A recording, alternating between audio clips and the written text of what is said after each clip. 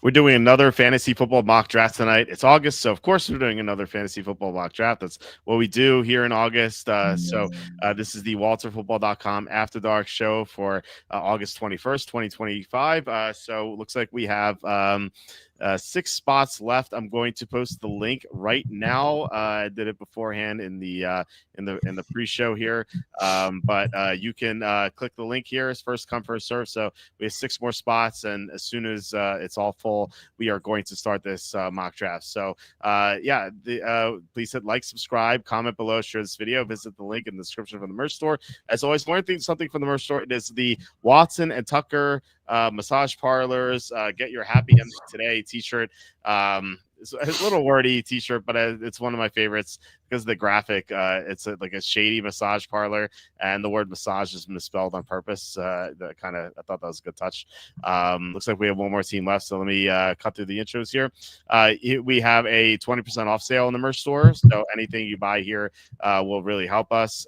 We have all these t-shirts. You can change them. You can change the colors. You can get long sleeve. You can get hoodie. You can get women's tank top. You can get infant onesie if you want. That's all available here. You can go to Amazon, buy my books. The most recent one is Jerks of the College Years, where I made fun of people. I saw Penn State. I was there for 6 years, so I had a lot of fun writing it. I think you guys have a fun time reading it. Also, please consider super chat, super stickers. We had an amazing super chat from Armac yesterday. He gave $100 super chat. It's the most we ever gotten from a super chat. So thank you once again, Armac, for that.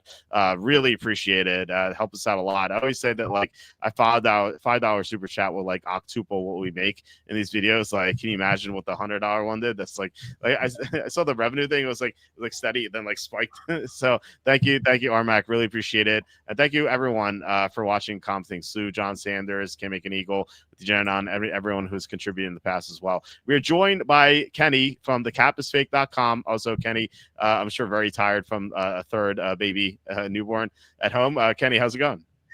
Life is grand, man. Yeah, enjoying new baby. Not always sleeping and trying to be a good husband. Just trying, not actually accomplishing that.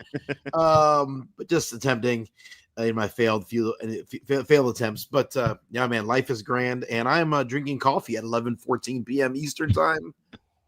That is great. That's how you know you're a father of a newborn. You're drinking coffee this late.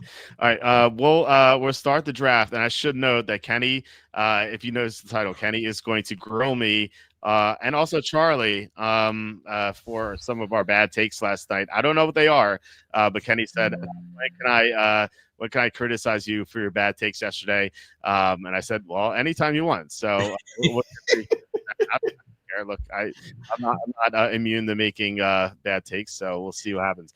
Listen, I just want you to know I'm not only a podcast co-host on Wednesdays, but I am also a consumer of the show. I always love commenting randomly when you don't know I'm watching, just so that you know I'm always watching. Yeah, it's always fun to see you in there. You're on the clock, by the way. I wanted the number 1 pick to see how my team will play out with Chase, and I want to do another one later to see how my team will play out with Bijan. So you take Barkley. So what are your thoughts with that pick? I mean, he's my number 1 player overall. Yeah, I mean, I don't know. I can't pass on him. He's too good. Everyone I hear, there's a lot of fancy content out there on YouTube and also a lot on X, which I think are bots, by the way. They are saying that like, oh, you can't draft Barkley because, well, some are saying you can't draft Barkley because the touches he had last year, he's due for regression, long season. So what do you say to all that? I say hogwash. I just think he's awesome. I have eyeballs, and that guy just looked awesome every bit of every game all the way through. So yeah, I can't pass on him. Is there a downside for Barkley? Of course there is. I realize that. But I think I can make an argument for downside for pretty much everyone in the first round except maybe Jamar Chase. Like, I think there's downside for every one of these guys in the first round. That's funny you say that because I just made a video. It's called the bear case for every first round pick. Which I made the video. It hasn't been released yet. I was working on the cover art. But yeah, it'll be out tonight, like 30 minutes after the show, probably like even sooner than that, because ChatGPT made a good cover art for it. So Nice job. I'll be using that. Let me see if I can pull it up. Actually, I want to show you guys. I'm like serious here. Real fast, we're gonna get off of this. Let's see if this pulls it up. Yeah, here we go. The bear case for every first round pick, right on the screen right Nice. there. Then we have the bear from the stock market. You have Jahmyr Gibbs. So I feel like a lot of people like Jahmyr Gibbs. They don't know the downside with him. So that video will be out very soon. That's pretty funny that you mentioned it. But yeah, I say. Yeah, I would say except for Chase and Bijan. I can't really make a bear case for Bijan, just because like he has no injury history. He's young. Offense should be really good. Is there a case? Go ahead. For me, what if Michael Penix is not good? Like, what if he just, like, I like what we saw from him the beginning of the year, like, or the end of the year. I thought, but like, what if he ends up like flaming out and like we're totally having a terrible sophomore slump, and now the offense is just stalling out, and they're not getting into the red zone, and then Bijan's not getting touchdowns. Or what if Tyler Algier is just like playing great in practice, and the coaching staff wants to keep Robinson fresh, and they want to give Tyler a lot of carries. Like I love Bijan. I'd easily draft him. He's my second best player, so I'd easily draft him number 2. But yeah, I think there's a down case. Even the down case for Bijan Robinson is pretty minimal. Like, he's awesome. I would say my counter to that was that Kirk Cousins was awful last year, and Bijan still had a great year. Yeah. So I mean, look, you could be right. Like Penix could struggle. I think like automatically Penix is going to be better than Cousins was last year. Like Cousins was a disaster. Like he started off okay, and then like the midpoint of the season, he just started throwing interception after interception. He was truly abysmal. So I'm pretty confident Bijan is not going to bust. Obviously, there could always be like fluke injuries. I'm not counting like random injuries in my video. So I made a case for the top 15 players, not just the top 12. The top 15 players. I will tell you this: Bijan didn't have a top 24 finish in the first 5 weeks of the season. He was RB 27 through week 5. So so if the offense sucked, he wasn't good. No, the good thing is Penix turned. Yeah, so all that to say, I love Bijan. I would easily draft him number 2 overall. Okay, that's a good stat. Yeah. How old were you guys when you had your first child? We were both 39, right? Yeah, we're the same age. What month's your birthday? Am I older than you, or you're older than me? My birthday is end of June. Okay, so you're like 6 weeks older than me. That's funny. Wait, for those of you who don't know, Kenny sat right next to me in senior year high school class, and to kind of show you how old we are. It was called internet class, and we had literally. It was called internet class. So like we just did stuff on the internet. Yep. One of the assignments was to build a website, and I built my website in that class. And so I was either working on my site or I was talking to Kenny about fantasy football. I sat in between you and a girl named Felicia, and I just tried to, I was just constantly hit on Felicia. That's all I did. Oh, hold on. The fact checks. Felicia sat next to me. It was Felicia, then me, then you, and then this girl Vicky, right? Oh, that's right. I would talk over you to her. Yeah. I'd be like in between. You would be hitting on her, like in the middle. I got a draft here. Bottom of the second. I'm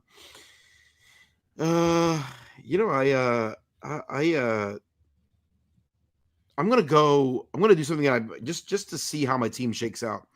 I'm gonna intentionally go receiver here. Ladd McConkey is my second favorite player in this spot, but I'm gonna pass over the running back that I have higher than him, just because I'm curious how my team shakes out here. Are you concerned with like the new targets in with the Chargers? Because they drafted 2 receivers, they signed Keenan Allen. Like, are you worried about that at all, McConkey? No, not at all. No, okay, all right, fair enough. All right, so I went receiver 1 at 101. I'm gonna go double running back here. Kyron Williams, I think, is is really good value. It's That's what I had ranked ahead. Yeah. Okay. And then the other running back, going to go with Omarion Hampton, who should start for the Chargers. I mean, Najee Harris lost his depth perception with that unfortunate fireworks incident. So, hopefully, he recovers eventually. And but like he wasn't that good anyway, So if Hampton gets going, I don't know, like if Harris could come back like week 5 or something, like. I don't think he unseats Hampton if Hampton's going and he's going strong, So I'm pretty confident with Hampton in the 3rd round. Any thoughts on those 2 picks? Well, I mean, obviously you like Kyron. So why do you like Kyron? Why do you like Kyron? I just think he's an awesome player, and I don't. Speaking of bear cases, I'm not sure there's a really great bear case against Kyron Williams. The only thing I heard people say was, they're not committed to him, and they just gave him a crap ton of money. So I don't know. I think they sound pretty committed to him. Yeah, I'd say maybe the left tackle, Alaric Jackson, being out. He has blood clots in his lungs, so like that the offensive line took a hit. But he's more pass protection than run blocking. Like their interior blocking is still intact. So you're up again. So it'll allow you to make this pick. I will read this comment. Is the new arrival of Ortiz 3 more like Kamara or Tank Bigsby? I'm not. I don't know how to answer that. What do you think? Like shifty vision Kamara, or I'm not sure how to. I'm not sure what that's the comparison. Yeah, so if you can clarify, I mean, they're both players that I love. Is that I don't know, just yeah. So yeah, obviously you're it's not like some crappy player, Miles Sanders, So why'd you take James Cook at 3 or 4? Yeah, I mean, he's the best running back on the board at this point by I think a pretty significant margin. I think there's a pretty big drop off after these guys here. And I really want to get running backs earlier. I want to get my goal is to get 3 and 6, 3 running backs in the first 6 rounds is like my ideal. That might, I mean, obviously the board could fall in a way that doesn't work, but that's my ideal. And I find I know you have seen you call the round 4 the dead zone. In rounds 4 and 5, there are several receivers I really like that I feel confident in. So if I go 2 out of 3 running backs in the first 2 picks or first 3 picks, like I've just done here, I like the receivers I'm going to get, 4, 5, and 6. Well, I would love to hear who you like in 4. Because you could take a guy like in 4, but his ADP might be 5, so you're reaching a little bit. I don't know. I mean, Marvin Harrison Jr. was he taken? Yeah, he was taken. Sometimes he leaks into round 4. Like I'm not talking about him. Jackson Smith-Njigba sometimes leaks into round 4. I'm not talking about him. But like, we'll get to the names as soon as they pop up. I'm going to tell you why I don't like the player, and then maybe you can tell me why I'm wrong. Yeah, so only 1 tight end so far is a bit surprising. Usually you see McBride off the board. Only 1 quarterback, which was also surprising. But I agree with you. I'm trying to get 4 running backs in 6 3 running backs in 6 and 4 running backs in 8. I think that's the way to go here because running back really thins out. And understandably so. Like these teams use committees, and it's so hard to find players to like. Like there's just some teams that just have like nothing at running back, and you just can't really use anything with those teams. So, yeah. So we'll see what happens. Kittle just on off the board. Kittle before McBride is a little surprising. So not that I completely disagree with that. I just think that it's pretty close. So Irving goes round 1 again. Yeah, well, I actually think it was the same player. I think it was To the Moon who drafted him round 1 yesterday as well. I've taken Irving at like 111, 112 before. Just if like I don't like anyone there, I'll just do it. And then I did 1 draft where I took Irving and Chase Brown. It was like a 112 and 201, I think. I just like Irving a lot. Just a big fan. Also Chase Brown too. And as said before, you could poke holes in all these first rounders. Where it's like I was talking to it's those engagement forum fantasy bots on Twitter. They do the same thing. I was kind of like I was kind of so pissed today. Like, they do the same thing. They're like, here are 6 players you could draft, and then they do this whole chain, and then they like talk to each other too. You can tell like they're all bots. And like one of them said, like every pick in the first round is great. like 4 to 6 players in the first round bust per year on average. So like it's just lazy to say that. And so. Right. I said, you know what, I'm going to make a video on it, and so that's why I did it. Oh, that's good. Yeah, I mean, I don't have Jamar Chase as my number one player. That I wouldn't take him number one. I just think he's of the first round guys, he's the safest. Yes. In my mind. I cannot imagine a world unless he gets injured. Unless he has some significant injury, I cannot imagine a world where Jamar Chase is not, a top 3 or 4 overall fantasy player, this year. What if your league is 3 receivers and a flex? Does that or just 3 receivers? That change? No. No, doesn't. Okay. Yeah, I'm still not taking the receivers. I'm rarely taking receivers above the. There's 5 running backs I'm taking before any receivers. So usually I like the build with Chase at 101 because you can get Kyron in Hampton, or sometimes Bucky falls there. Sometimes Chase Brown falls there. Like I did a draft where I took Chase, Bucky, and then Kyron Williams. I really like that start. Yeah, I mean, it's great. I mean, if those guys are going to fall in that spot, yeah, that's great. Yeah. Yeah, and I found that if I take Bijan 101, then I'm usually drafting 3 running backs in the first 3 rounds, and I think that's a little too much. Not that I'm like I think that's wrong. To the Moon did that, and I think you can do it. I just like to be a little bit more balanced, ideally. So that's why I tend to like the builds more with Chase. And given what you said, that like he's the safest, I think that could just make a case for him to be 101 because as I always say that like you can't win your draft in the first round, but you can lose it. And I say that because everyone or half the people in the first round are going to get elite players. The other half are probably going to bust. But that's what I'm saying. Like if you don't draft one of those busts, like you're going to get elite production, but so are the other 5 people. Like it's not going to be that different. So given that Chase is so safe, I think that's part of the reason why I kind of like him 101. Yeah, I think that's fair. I think it's a fair case. Yeah, I think that the drop off in receiver is so massive after the top few guys. So, there's this, you got to kind of like the top 10 to 15 receivers. Then there's just like there's wide receiver 1s and there's wide receiver 4s.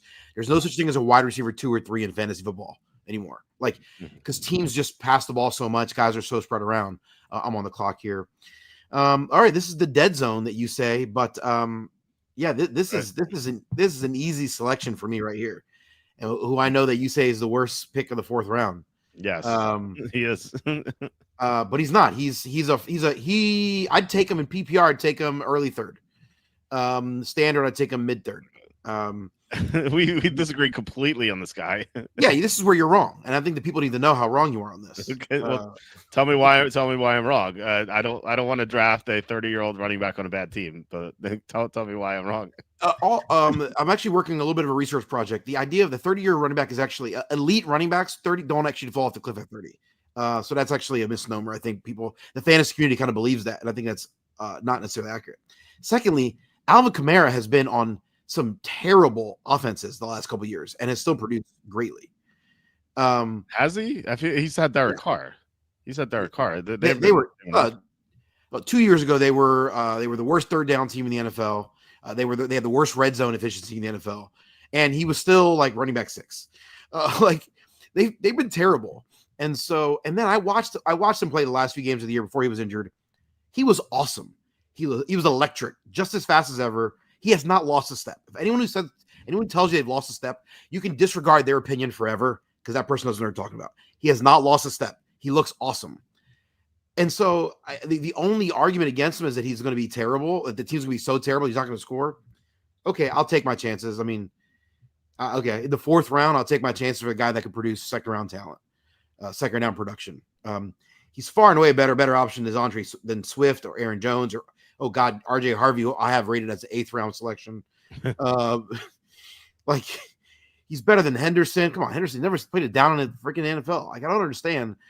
Like how does a rookie who's never played ever gets drafted in the mid 3rd round, but Kamara, who we've seen one of the Hall of Fame talents is being dogged on. It doesn't make any sense to me. If the fantasy community is just weird, we randomly pick players we want to be down on. It doesn't make sense to me. I don't think he's elite anymore. I think he loses. He's not like he didn't lose a step. He was awesome. I'm just if I want to watch anyone watching this, I will pay for your Game Pass subscription for a month, so you can go watch it and you can prove that guy has not lost a step. He was awesome last year. As I was saying, that's what I'm pushing back on. He didn't lose a step. I think he loses steps as the season progresses, as we've seen the past couple of years. Like at the end of the year, he tends to not be as good. And that matters. That matters a lot because it's the fantasy playoffs. Like you need him to be great in the fantasy playoffs. You got to get there. But like, and I will definitely push back. And him being an awful offense is like Derek Carr. I'm no fan of Derek Carr. But he is miles better. Like he is compared to Tyler Shuck and Spencer Rattler. He is John Elway. Like those guys are going to be horrible. This Saints team is going to be probably the worst team in the NFL. Now they may not have the worst record because they have such an easy schedule compared to like the Browns and the Giants. I think the Browns and the Giants are probably going to have the two worst records. But the Saints, like talent wise, I think they have the worst team. And so yeah, I don't want to take a player on such a bad team. And I know that they were worse without Drew Brees, but they are taking a huge step downward again. Whereas like the past couple of years, like they've have contended a little bit, not last year because Rattler played for Carr, but and maybe that's why Kamara regressed last year. But like the year before, they were one game away from making the playoffs. Like they were right there toward the end, and like the division sucked, but they were still like competitive. Whereas like this year, they're going to win like 3, 4, maybe 5 games. Like they are going to be truly awful this year, despite the easy schedule. So that is my pushback. Plus, like you get into 30s. Yeah, I know like not every running back declines to 30, but there's more risk as you get older and older. I would rather take Trayvon Henderson like any day. Like his potential is like through the roof. I think he could be a top 10 running back this year. Like he has that sort of potential. I love him in Ohio State. His pass protection's elite. So he's going to be on the field all 3 downs. And I think like he like unlike Kamara, he is going to be someone who could win you your league in the playoffs. Like because rookies in the second half of the year tend to be much better. And whereas like Kamara, I talked about the scenario before, like the Saints are gonna be so bad that I think like in the fantasy playoff weeks, the coaching staff might just be like, okay, we're going to give you fewer touches here. We need to see what we have in your young guys. And like, that's a disaster. That's a disaster for a 3rd or 4th round pick. If a couple years ago, they were out of the playoff picture and he scored 6 touchdowns in fantasy championship. Yeah, but he wasn't 30 though. Like he's 30. Like they're not going to run him into the ground at 30 in the fantasy playoffs. You know what I mean? You got a crystal ball, I guess. I don't know. To me, it's like, well, you like drafting, like for sure what's going to happen is like, you know what could also happen is what if they're mediocre? What if they win 8 games and they ride him and he's awesome and he has 1,000 yards rushing and 800 yards receiving and 17 touchdowns and he's the RB3. That's also possible. Like he's awesome. They're not winning 8 games this year. They're not winning 8 games. It seems so bad. Have you ever been wrong on a team that you thought was going to suck and actually like ended up being mediocre? Yes. The answer is yes. You have been. So okay. I've never said the worst team in the NFL, and then like they end up going 500. I don't think that's ever happened. Okay. Like I said they go in 3 games. I could be wrong, and they win like 5 games or 6 games. Like they're 8 games. I think draft 4th or 5th round for Kamara is the floor for Kamara. Like that's the floor. What does he have to produce to turn back 4th round value? Like if he's like 4th round value last year would have been like RB20. Well, he was RB10 before he got injured last year. He finished RB15. Like I mean, you're also talking about a guy who gets injured too, and like I wouldn't take him in the 6th. I think that's way too early. Personally, I pass on them every time. So just for the audience, if Kamara finishes RB20, he gives you 4th round value. Yeah. With the Broncos, yeah, that's true. That's a good point. Bo Nix was a lot better though. At least like he was a good prospect. Like the Saints don't have anything going at quarterback. And plus the Broncos weren't as good as the record indicates. Like I said that No. repeatedly. Like they played, they didn't beat a single team above like mediocrity last year. We saw that in the playoffs and they got shellacked by the Bills. Although they will be a lot better this year. I will say that for sure. I guess here's my overall pushback is that I think sometimes in fantasy drafting we talk like we know for sure what's going to happen, and we're wrong all the time. That like the greatest gamblers in the world, the sports picks are like 55% right and 45% wrong. Like if you're betting, if you're winning 55% of your bets, that's like you're a really good sports bettor. If you're getting 59%, you're like the greatest ever. You know what I mean? Like, yeah. Like so that just means that there's a 40% chance you're wrong. That's a pretty substantial 40%.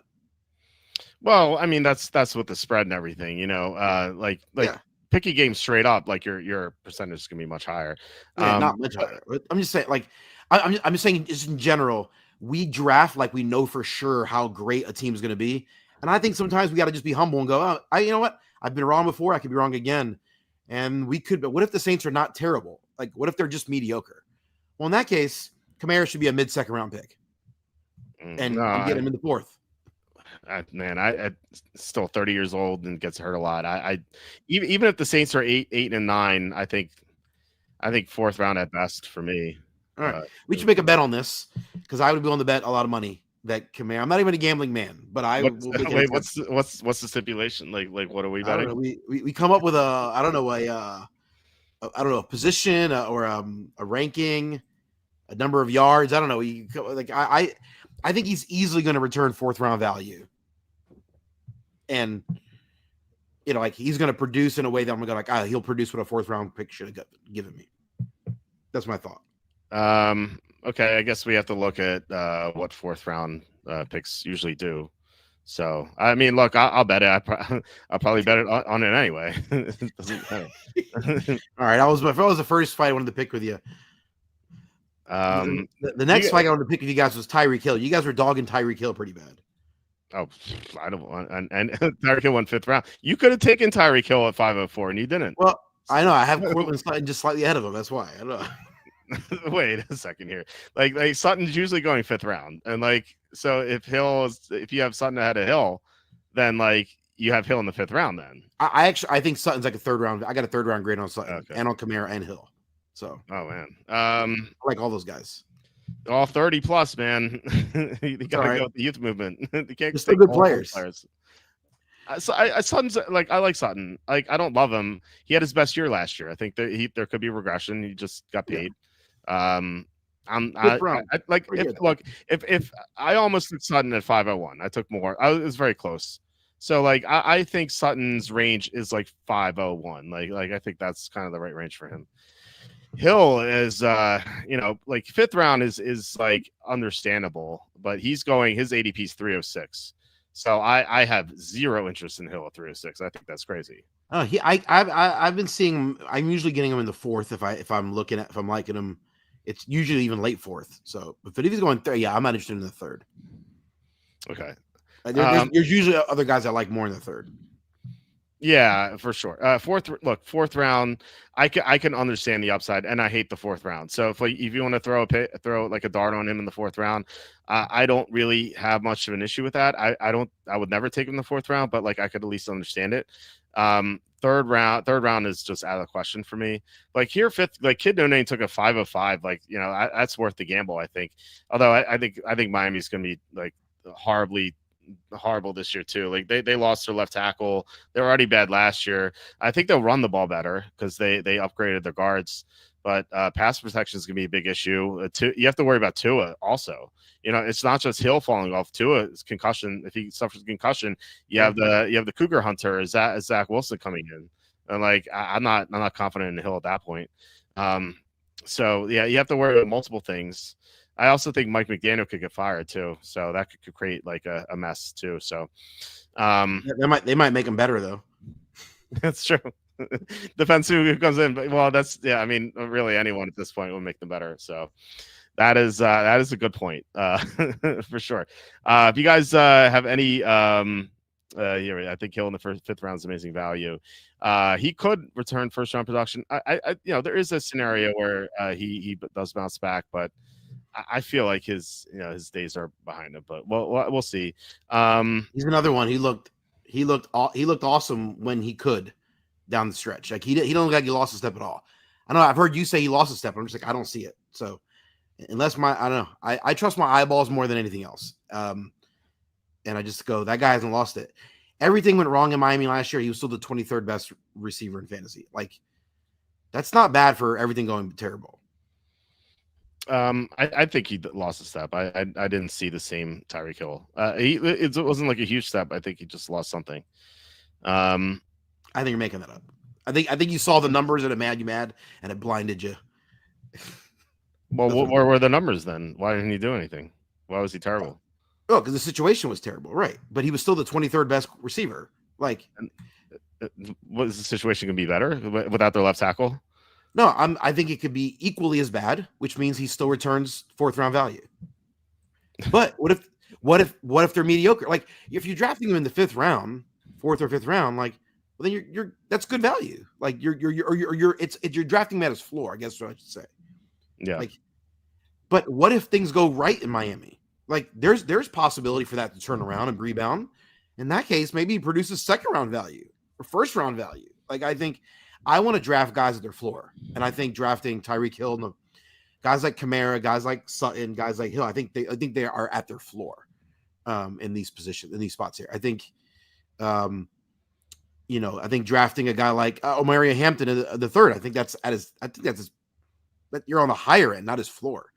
And that makes me nervous. I think drafting Henderson as a rookie, I think his floor could be a lot lower than that. His floor could be 8th or 9th round value. So I just it makes me nervous to draft him in the third. I think he has first round value, but he also has 8th round value. And so I don't want to draft those guys. Well, I think you could say the same thing for Kamara and Hill. Like I just said, I wouldn't take Kamara in the 7th. So, I clearly think he could be 8th or worse. And same thing with Hill. What if he does lose the step? He's 30. He's a 31-year-old receiver who relies on speed. Like those guys tend to fall off, and he's kind of wearing out his welcome in Miami. Like I think there's a chance they trade him. It seems like early onset Antonio Brown situation there. Not Antonio Brown who walked off the field, but Antonio Brown in Pittsburgh who Tomlin got just pissed at and just let him go. So I don't know. I'm not sure he finishes the season in Miami. But that it could be an upgrade, but we don't know where he's going to go. And new receiver, new area that could be harmful. So you're up here at 7:04. So what are you doing? I think there's a couple guys. Have they gone already that I didn't? Obuka went already. I guess I missed that. I wanted him. It's a great pick by Armac. I wanted Pearsall. Where did he went earlier too? So great pick by Trump Best. I wanted Travis Hunter. Dylan took him. You guys have been sniping me left and right this month, which is great practice too, because things don't always work out perfectly in drafts. You have to kind of just change what you do on the fly, and I think it's good preparation. So and I hope you guys are feeling the same way about that.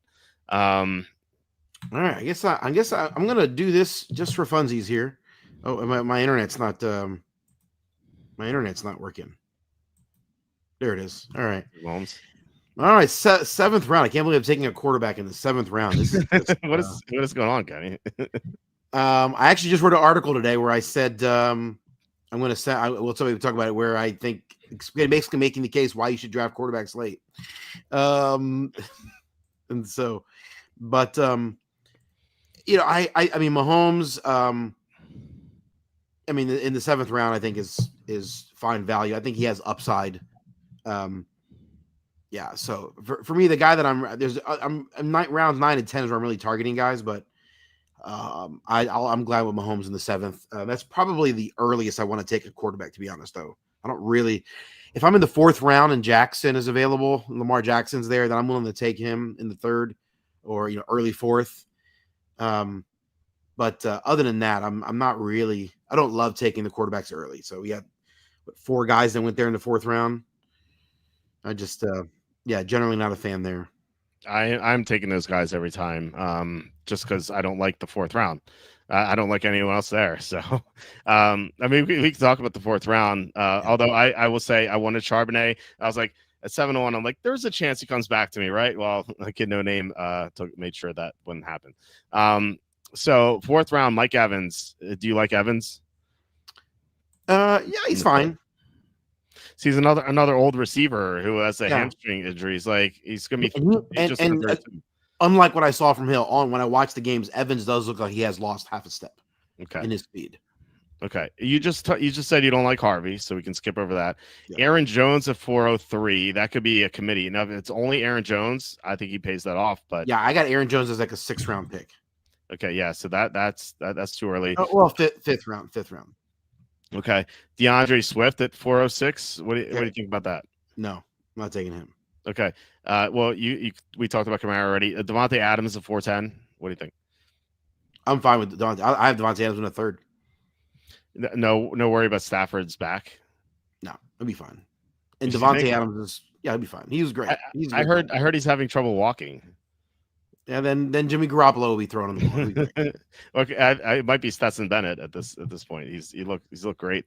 I don't know. The last time Adams played with Garoppolo, he yelled at Garoppolo and quit. So I don't know. Like reuniting those two is going to work out very well. Like if I drafted Adams, I'd be praying for Bennett, not Garoppolo. Travis Hunter, who fell to me today at like 704 or something. I can't believe he fell that far. I love Hunter. Fourth round though seems a little early, but I think he's gonna have a great year. I took Devontae Smith. I just didn't really know who else to take. All the players that wanted were gone. I love Devontae there. So he goes in like 507, 508, 509. Like he goes like bottom half of round 5. So it almost feels like a reach. But I think with AJ Brown dealing with the hamstring injury, I think that he could have a really good year. ADP is all over the place. Yeah. So it's like saying that it's a reach. It's like, like if you like him, you like him. Like I think he's worth that spot there. He's the 48th player off the board. Mm-hmm. I think it's fine. Like I don't. Well, I'm just saying that like fourth round is either players you don't like or players you have to reach on according to ADP. Now I know it's all over the place, but like I really don't see Smith going in the fourth ever. Like you know me, I mean you've done the same thing. I've drafted 175 best ball drafts. I have never seen, like, at least not in the past month and a half, I've never seen Smith go fourth round. He was like, but he never falls in the 6th round either. He goes like 506 like almost every time, which is like not too much of a reach, but still like if fourth round feels like a little bit bad, you know, if like, but it's the turn, so I guess it doesn't matter. But at the same time, I'm always like, okay, I'm taking him in the 5th, but not the 4th. So it feels like I'm losing out on a 4th round pick. So DJ Moore, I took him as well. You know, I'm not like too excited about it, but he should be good in that offense. The problem is that there's just like too many mouths to feed, I think. And Moore himself said that he's going to take a step backward this year, which is not really not really inspiring as someone who drafted him. But I didn't know what else to take. I thought about Sutton. It was very close with Moore and Sutton. I guess I should have maybe taken Ridley. I think that he could have a great year.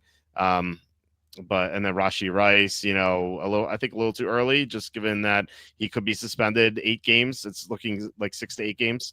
Crazy. Yeah, and I love Pearsall, which maybe I should have taken him at 501 just because I like him so much. But yeah, that's probably if I had to redo it. And I was talking to you about I think I was talking to you about Kamara at that point. So sorry, I was picking a fight with you. Well, no, it's fine. But like I think if I had to redo that, I think I would have taken Pearsall at 501. Yeah, that's what I would have done. So I love Pearsall. I think he's got great opportunity. I think there are enough guys there that I like him that I'm never considering taking him there. Yeah. I think he's gonna have a huge year. Did you see what he did in that preseason game? He got like 4 passes on the first drive or 3 passes. But I mean, I would imagine he's going to be their number 1 pass option sooner rather than later. Yeah, for sure. Dylan's staying away from the Rams. Just have a bad feeling about them. Offensive line, major injury concerns. Mundo, you're on the clock. Stafford's fine. Just give him an icy hot lotion today. Yeah, 37-year-old quarterback with back problems. Yeah, it's pretty rough. I have to reload this because I'm hearing the ticking in my head, and unfortunately, Godwin just went. And I imagine that Mundo, if he were still here, wouldn't take Godwin. It's kind of crazy. He's still high on ADP, given that I read today he still hasn't jogged yet on that ankle. Yeah. So yeah, I said he wouldn't play till November. It's looking that way. I'd be shocked if he's not on the pup list.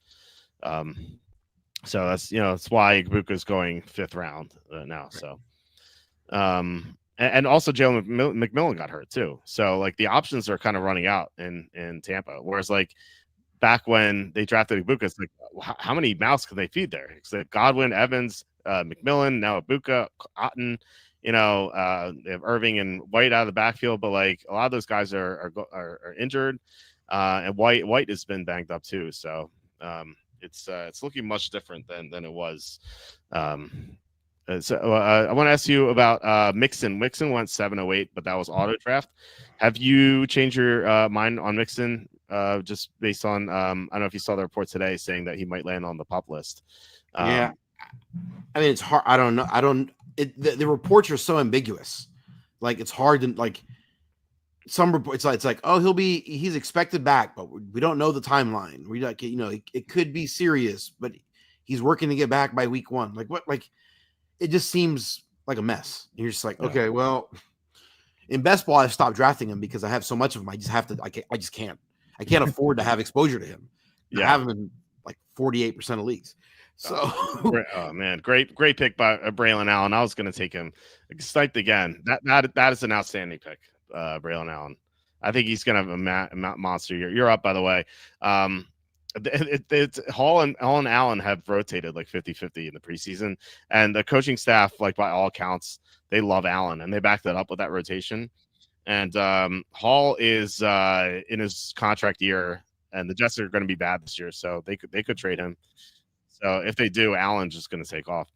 All right, I need running backs here. I didn't see any. I like the 612 and 701, but I guess I should have taken Charbonnet and Allen. But let's see. Brian Robinson's the top running back. He's that's kind of nuts that he's just gone. Yeah, what is going on here? I think. Yeah, Kenny, gonna break your heart a little bit with one of these picks. I'm gonna take Tank Bigsby. Oh man, he's my next guy in the queue. And I'm gonna take no. Go ahead. Hold on. I think I almost have to take him because there's no way he's coming back to me.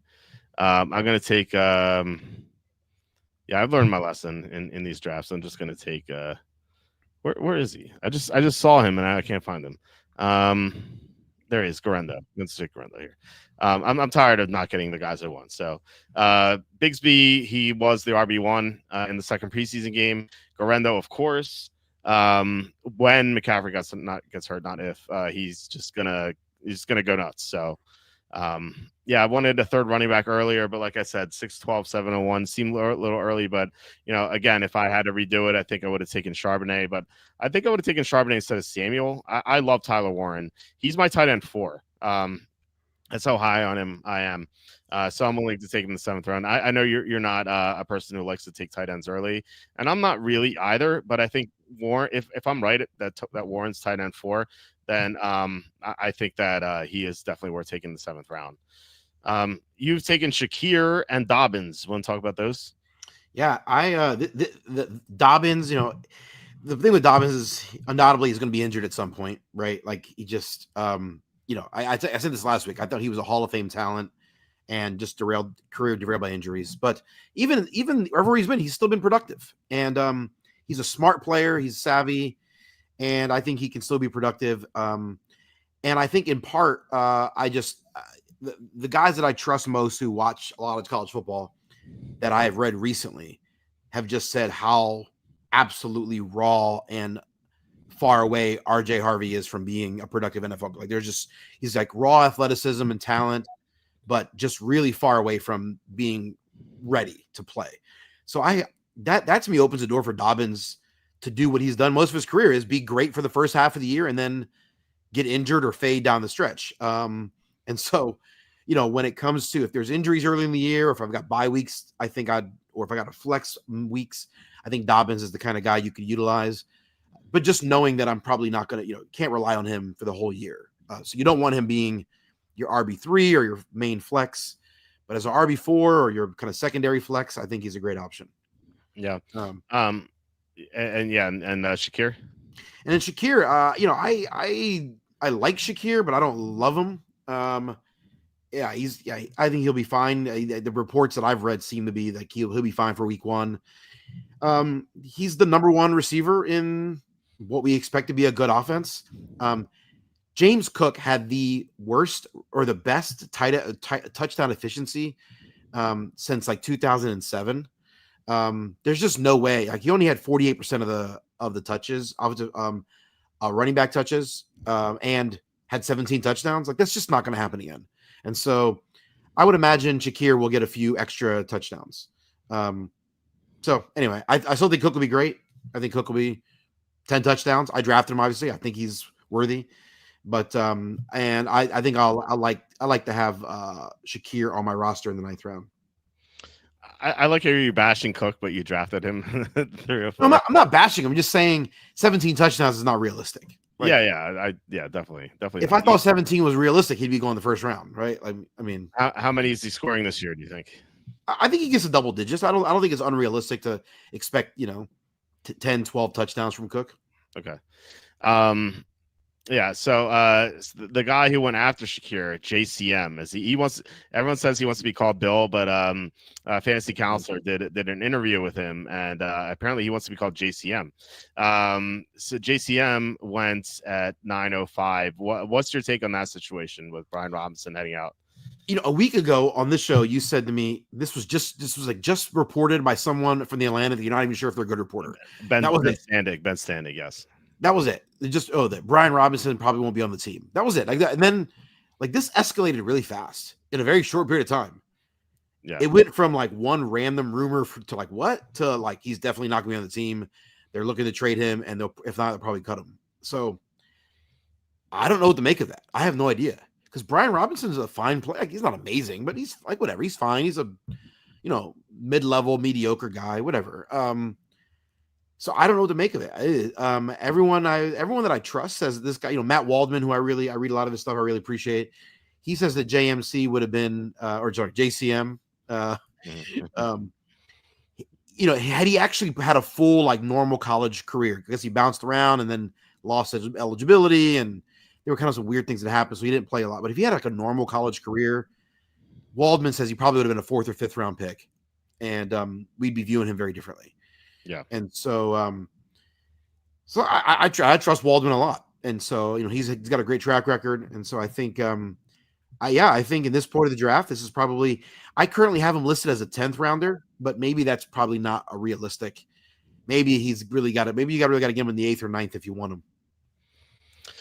I think someone asked me, I said, I think he'll ultimately settle into the 8th round.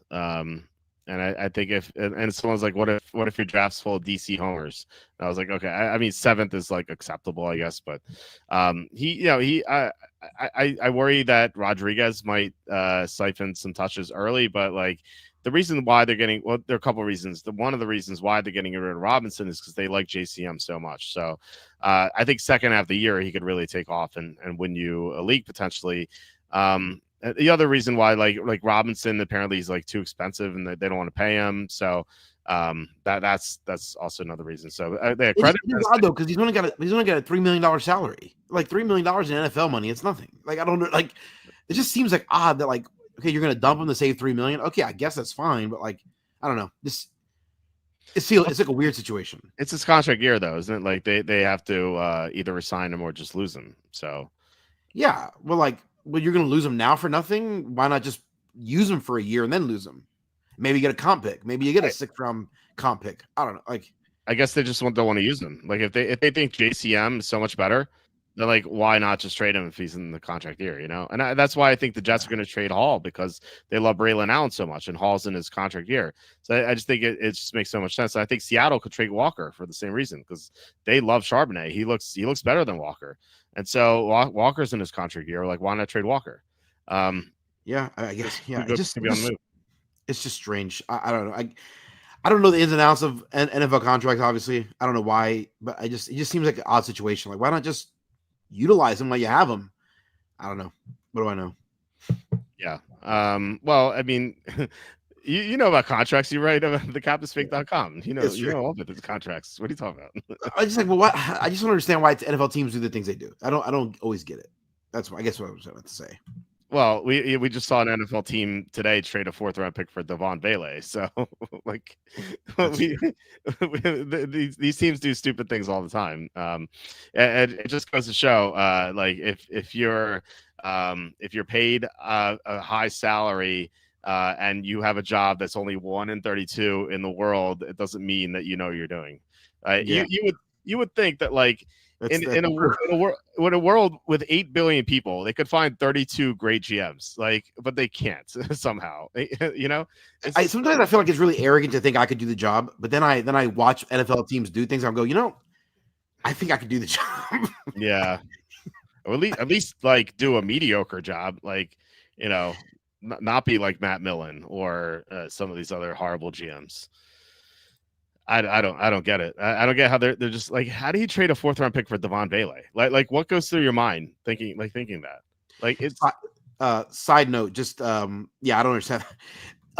There's like 3 quarterbacks I've been thinking about late. All 3 of them are still available in the 10th round. So like it's interesting.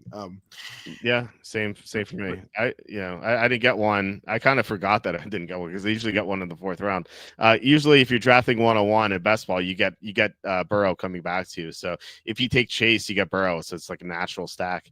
And I would have taken Burrow at 412 had he gotten to me. So yeah, I have to decide on a quarterback too.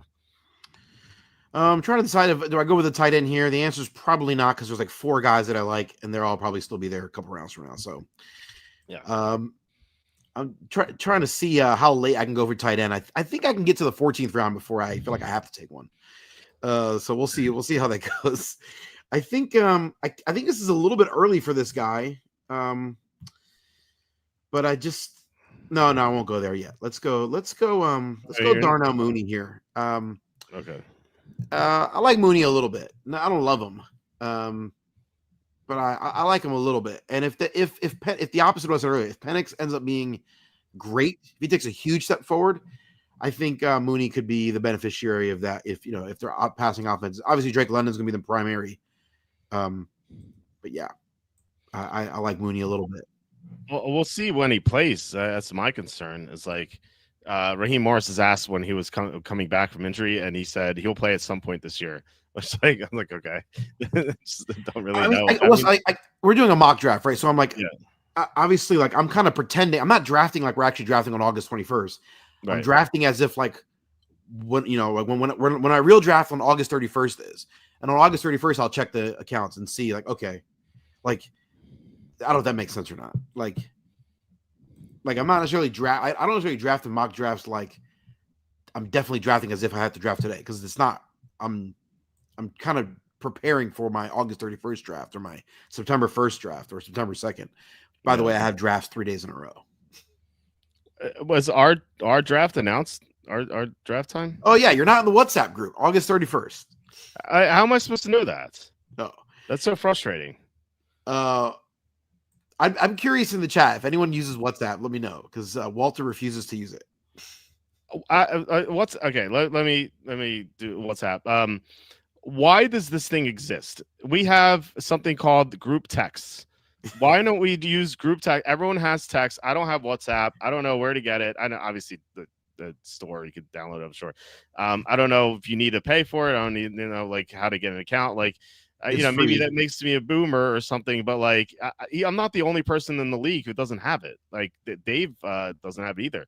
And so we're like he was over at my house on Friday because my daughter's 2-year-old birthday party, and we're like, when's the draft? I'm like, I don't know. We're like in the dark here, and it's ridiculous. I think that August 31st at 8 p.m. What day is that even? It's a Sunday. Okay. Sorry. I wouldn't have not have known. Like I would not have known like when it would have been. Like they can't People in Europe only use it. There we go. Thank you, Dylan. It's like fancy schmancy European people here using WhatsApp. I don't know. I like. It is the number one used app in the world. Just again, Do these people not have group text on their phone? Like, like how they get conned into using it? well, it's because you can have different people from different platforms. You know, Apple, Android, whatever, and then you can have you can have features. So some of the stuff you could only do on Apple, like with just like if you have a texter that's all Apple users, there's a beneficial features. Once you add the Android in, those go away. Well, WhatsApp basically kind of reintroduces those in addition, and then you can organize different groups. It kind of has a little bit of a Slack function to it, so it's like a very very light version of Slack, or kind of a somewhere between Slack and text messaging. Sounds stupid. You can upload files to groups. You can organize groups anyway. I would like, but everyone has it's owned by Zuckerberg, so that's another reason not to do it. Ollie Gordon one. That's Oh yeah, sorry. Facebook bought it. I forgot. How could how's Zuckerberg like? How do you buy Instagram? Isn't that like, I don't know. It was like in 2012, bro. That's a long time ago. No, but I always wonder about that. How is he able to buy Instagram? Like, doesn't that like, don't they prevent companies from getting too big, stuff like that? Like, I don't think Google should own YouTube. Like, and also like, how's he get WhatsApp? I think it's ridiculous. Like, he's just able to buy everything. $19 million paid to acquire WhatsApp. Million or billion? Billion with a B. 19 billion. I guess he doesn't know about group text either. Seriously, why would you ever? Why? I don't understand why anyone would ever use it. I don't get it. Like, yeah, features. I don't care. Like, I just want to text people. Like literally I just think it's great. Like, why would the most popular app in the world be popular? It makes no sense. Well, when you tell me that, I think to who was the guy who said it? There's a famous quote that says, "Think about how dumb the average person is, and remember that half the people are dumber than that." When you tell me WhatsApp is the most used app in the world, I think that okay, people are dumb. They got conned into using this instead of group text. How's it worth $19 billion? It should be worth like not even 19 million. It's ridiculous. I wouldn't pay 19,000 for it. Like, just group text is the way to go. There you go. I'm with Walt on this one. Thank you. There's an antitrust with Meta to break up Facebook, Instagram from the Biden administration, but it's kind of gone way under on Trump. Yeah, I don't. He shouldn't be able to own everything like this. It's ridiculous. It's so good. The original genesis of buying WhatsApp was there's an algorithm that breaks down the files. I forget exactly, but basically allows you to send large files over the internet quickly. There's a digital boot. Basically, you break down the file, and then it rebuilds itself on the other end. So anyway, Facebook tried to build that algorithm to do that, and they just couldn't get it right. And so they tried to buy Snapchat for $3 billion because they liked Snapchat's algorithm.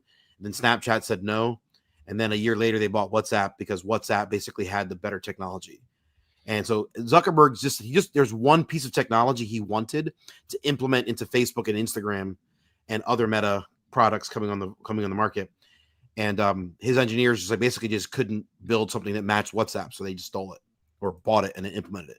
But WhatsApp still functions as a distinct company. So he just couldn't find good coders. Like, that was the issue. Yeah, he paid $19 billion because he couldn't find good coders. Apparently, the algorithm that WhatsApp uses is like phenomenally better than everyone else's. So, man, it feels like you can get good coders to kind of just. I don't know. I watched Silicon Valley. I feel like just get some guys from there. I don't know. Actually, funny, the TV show Silicon Valley. The premise of that show is that he built this algorithm that can like deconstruct files and then reconstruct them quickly. That's exactly what Zuckerberg bought from WhatsApp, was a technology to do that well. Mm-hmm. So, great show, yeah. Great, very underrated show. That was awesome show, so good. Yeah, yeah. My wife actually had to stop watching it because she hated the main character so much. The actor, not like the character himself, the actor. She just Oh, like and he was in this Verizon commercials. He came off like all sleazy and stuff, and he just kind of like he lost that that sponsorship like very quickly. Um, oh, but Loveland Dove. Okay. Nice. you love it. So that I think that's like the only negative I could say about the show. That was I missed that show so much. I kind of like want to rewatch it because I haven't seen it in a while. Great show. Yeah, for sure. Yeah, so anyway, yeah, apparently our draft is the 31st.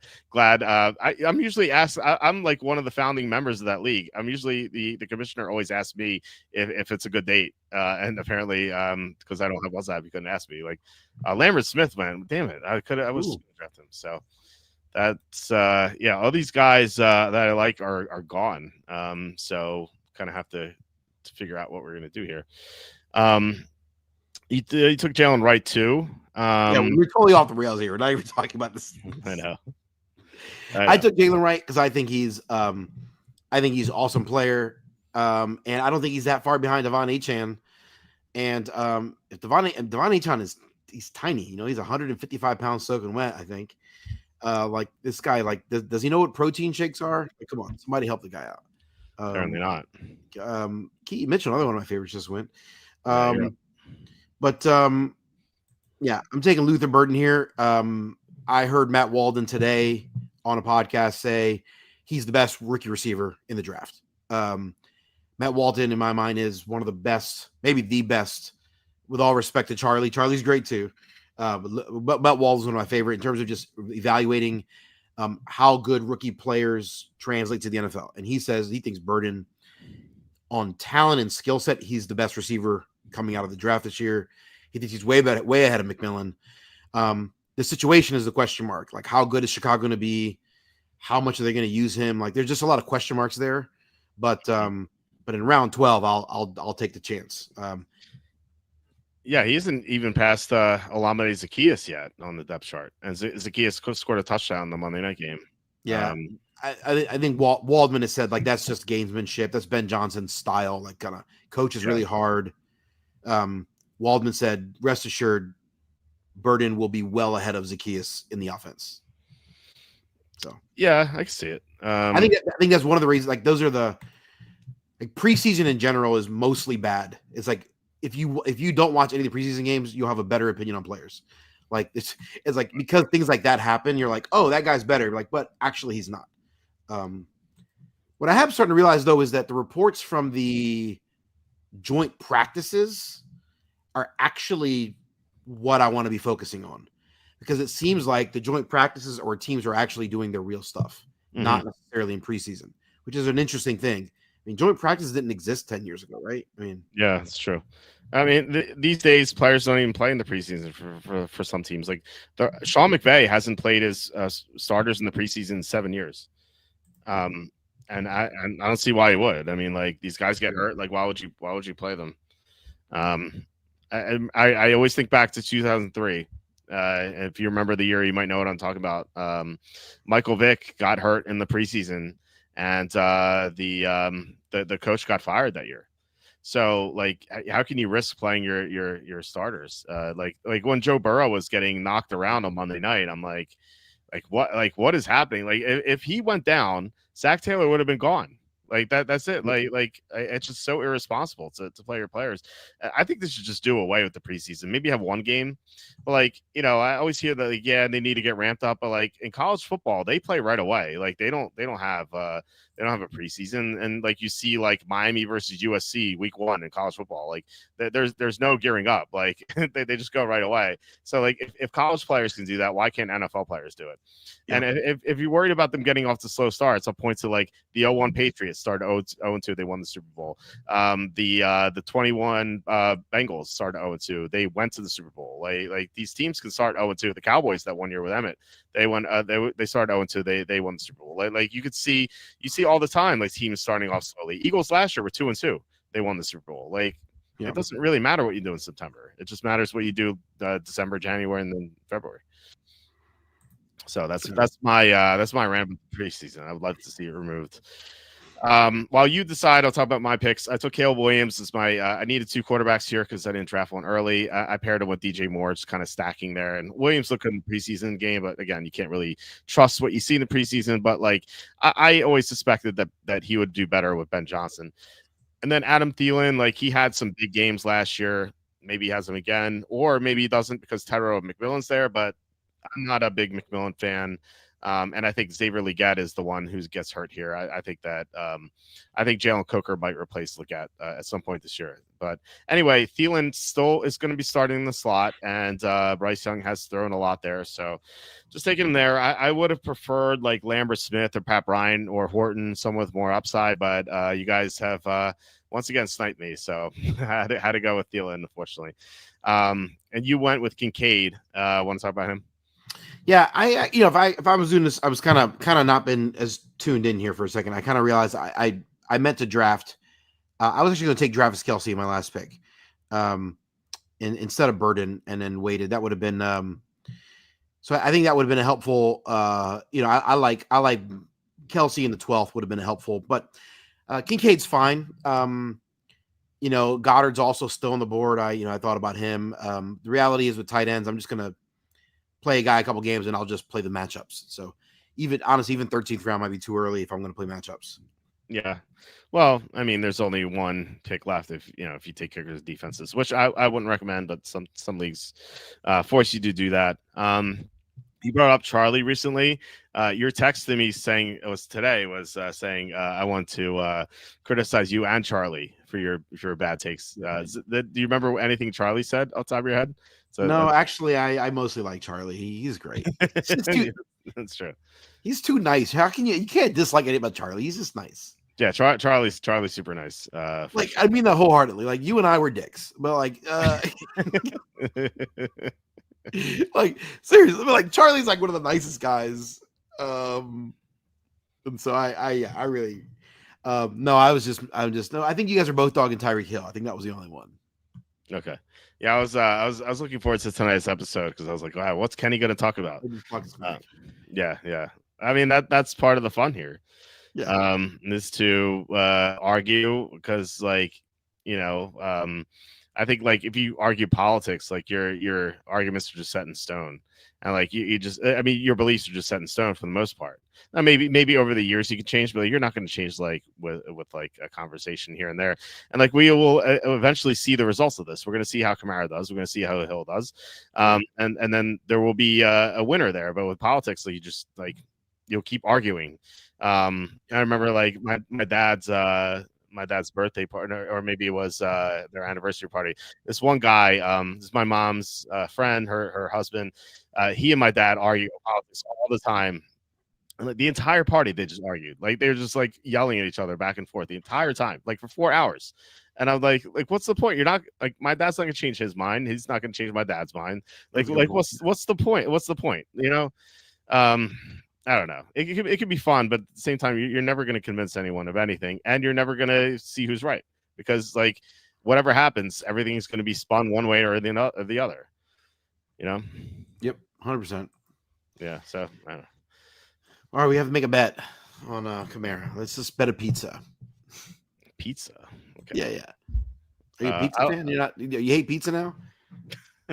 I love pizza. How dare you? How dare you? And say anyway, why would my hatred of WhatsApp affect my pizza? I don't know. I don't know. It's like fancy European foo pizza with I think like that's what WhatsApp is. Like tofu on pizza. Like that's I would not go for it. But I still can't go over it. I don't get it. I even Dave was like, if I'm not hearing about the draft within 24 hours, I'm just not showing up for it. And he's like, I'm not going to pay for it either. So our commission has to send out an email here because it's kind of crazy that he has. All right, I will send him a message in WhatsApp. Yeah, and send out email ASAP. Is everyone else in there? Are the other? We had 12 people in the league. Are 10 in there? There's 9. 9. So who's the other one? I don't know. So like, how's he gonna know? Like a quarter of the league is not gonna know when the draft is. It seems a little insane. Send out email ASAP for guys not on WhatsApp who still use VCRs. Well, to be fair, I stopped using PCRs like 5 years ago. So actually, it was like 2013. I stopped using VCRs, I think, or 20. No, it was 2012 because that's when I got my VCR to Blu-ray converter, and I figured out how to use it. And I was making like Blu-ray discs of like past games I recorded. So that was a lot of fun. That the whole summer. That was the summer I actually I flew out to Colorado to meet Emily, who became my girlfriend. So that's actually like that summer really sticks out to me. It's like crazy time. WhatsApp is annoying, and all the foreigners here in Miami use it. Randomly get messages and calls through it. Yeah, actually, it's funny that I think Dylan's right here. Every time a spammer tries to talk to me, and I always answer them for the mailbag purposes. They're always like, "What's your WhatsApp?" I'm like, "I don't have a WhatsApp. Just talk to me on here." So, I mean, if you download WhatsApp on your phone, your phone number becomes your WhatsApp. You just like it's so people can basically text you through what, but just so they couldn't text me before. They have to use WhatsApp to text me. Like, what's the point of this? It's such a Ponzi scheme. This whole thing, WhatsApp. I can't believe it's the number one app. That's a joke, dude. That the numbers must be inflated.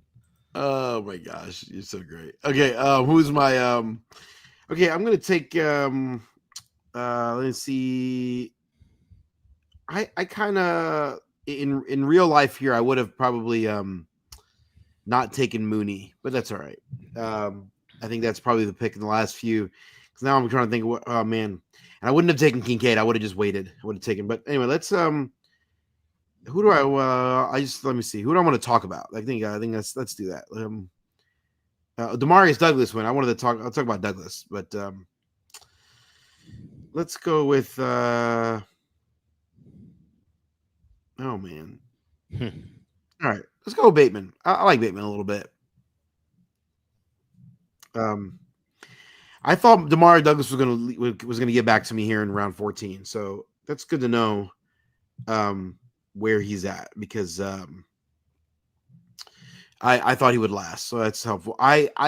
Douglas, not a great but a good player, and all of the reports from training camp and the joint practices is that he is like the center focus of the offense, and that the rookie that everyone's raving about is like way behind in the playbook. And so Kyle Williams, yeah, and so so I think Douglas, particularly in PPR, I think Douglas is a safe.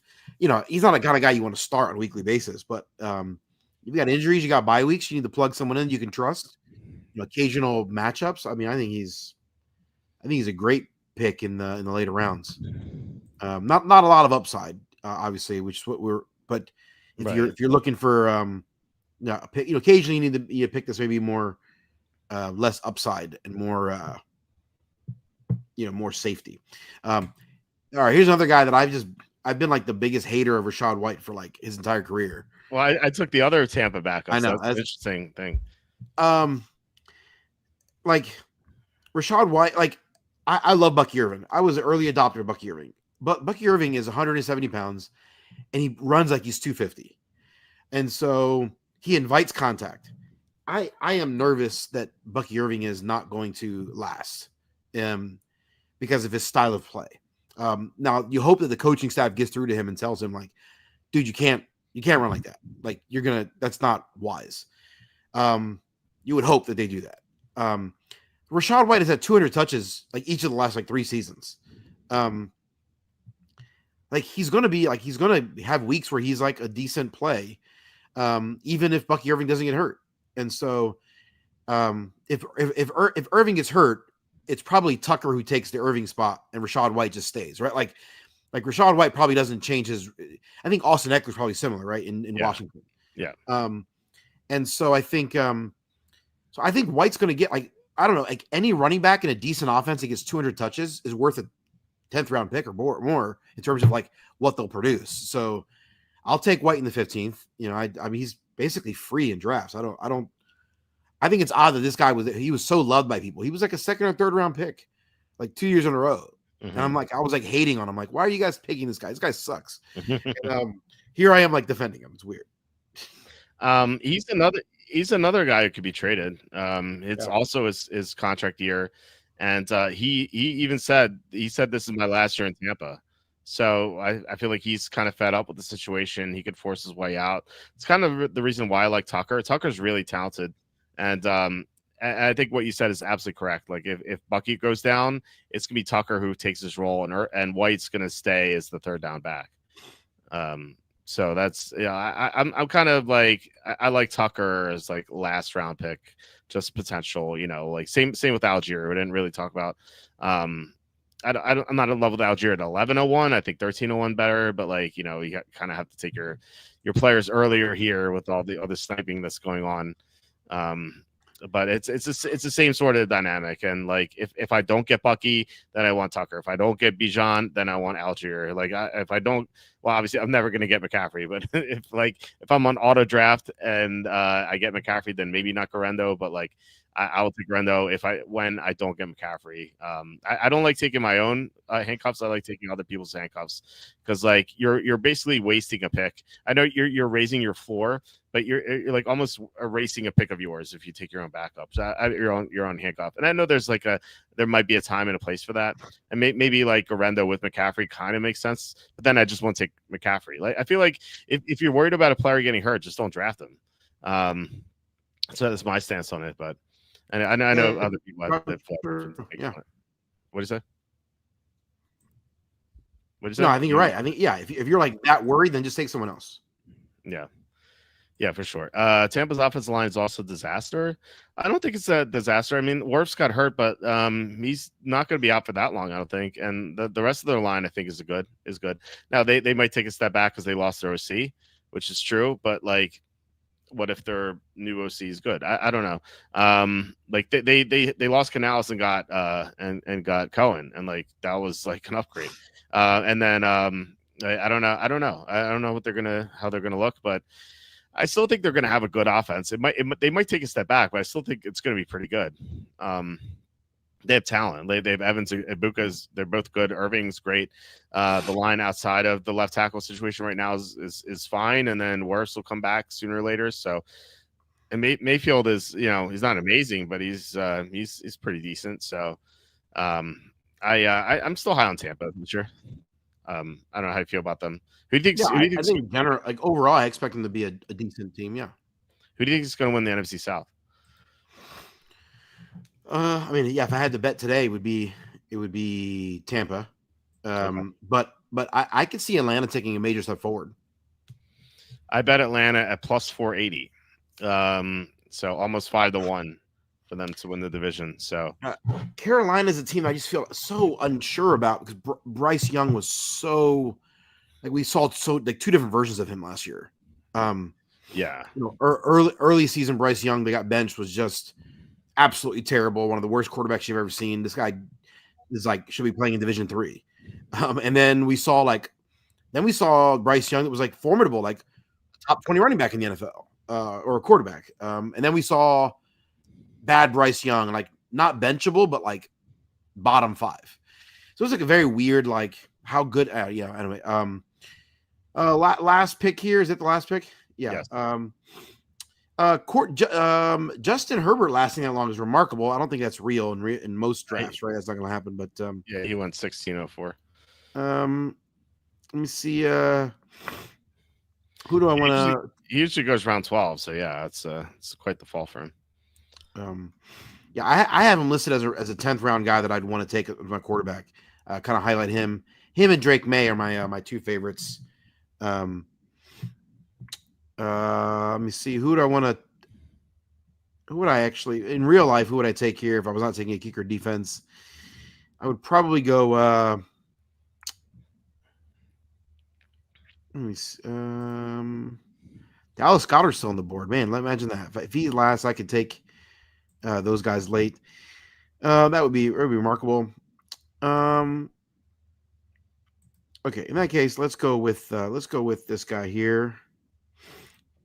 All right, Cedric Mr. Tillman. Um, he was actually a decent player in for the Browns. You're on the clock here, but he was actually he was not amazing, but he had some really good games last year. Where he really, I mean, and they weren't fluky. Where he was really dominant, good runner, and or sorry, good route runner. Yeah, keep going. Yeah, so I just think he's if that offense is absolutely terrible, then he's a 16th round pick, and I'll just cut him. But if they are able to be decent, if Flacco is like okay, then Tillman might be like a spot flex starter. I think he's a good player in a really terrible situation. Yeah, if he was on a better team, I would definitely have a lot of interest in him. I took Adam Vinatieri. What are your thoughts? I mean, I think there's a chance that he may come back for his 34th season in the NFL.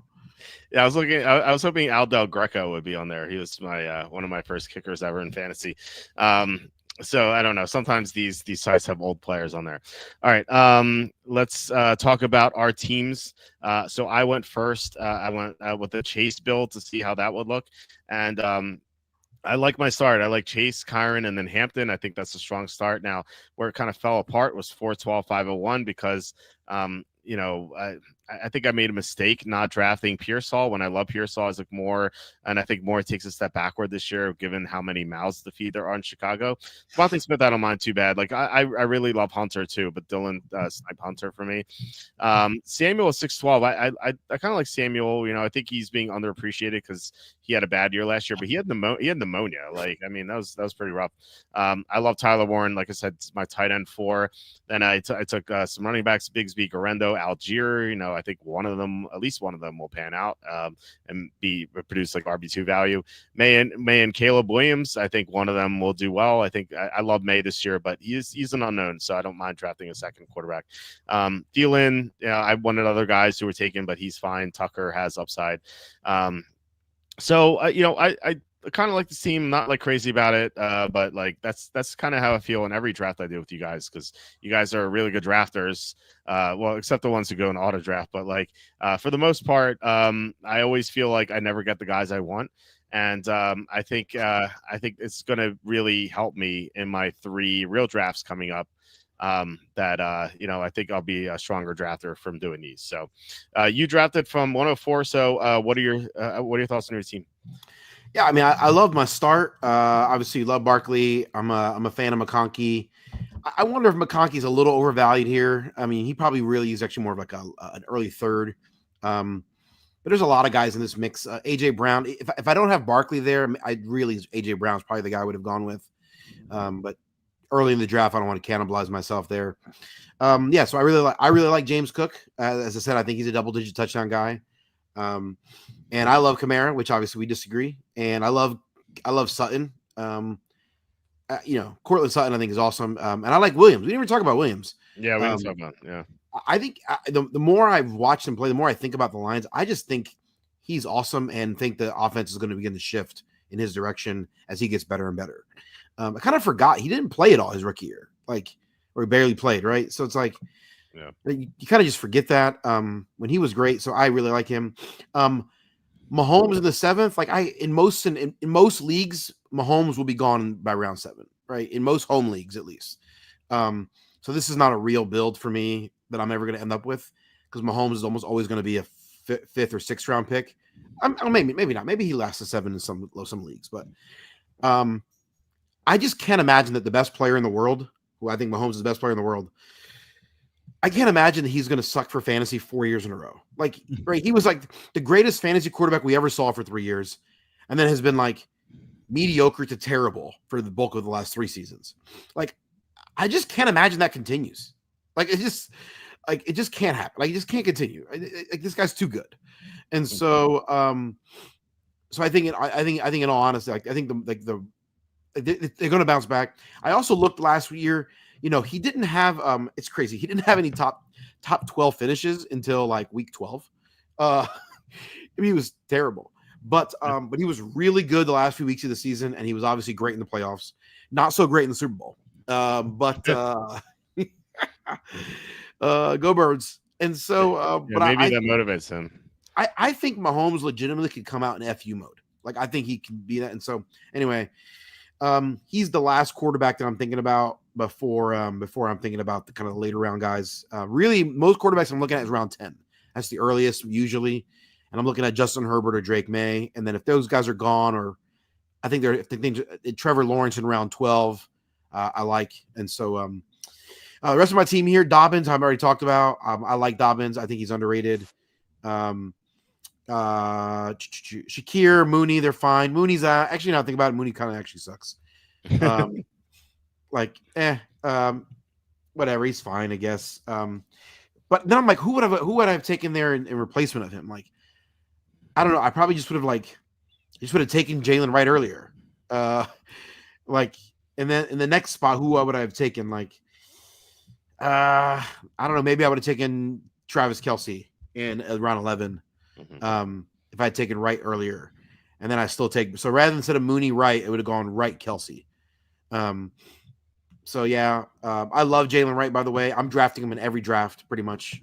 I think he's a great, I think it's good. I mean, I could easily see him getting a lot of carries there. I think he's a great player. I think he might be better than Devon Achane long term, just like just overall player.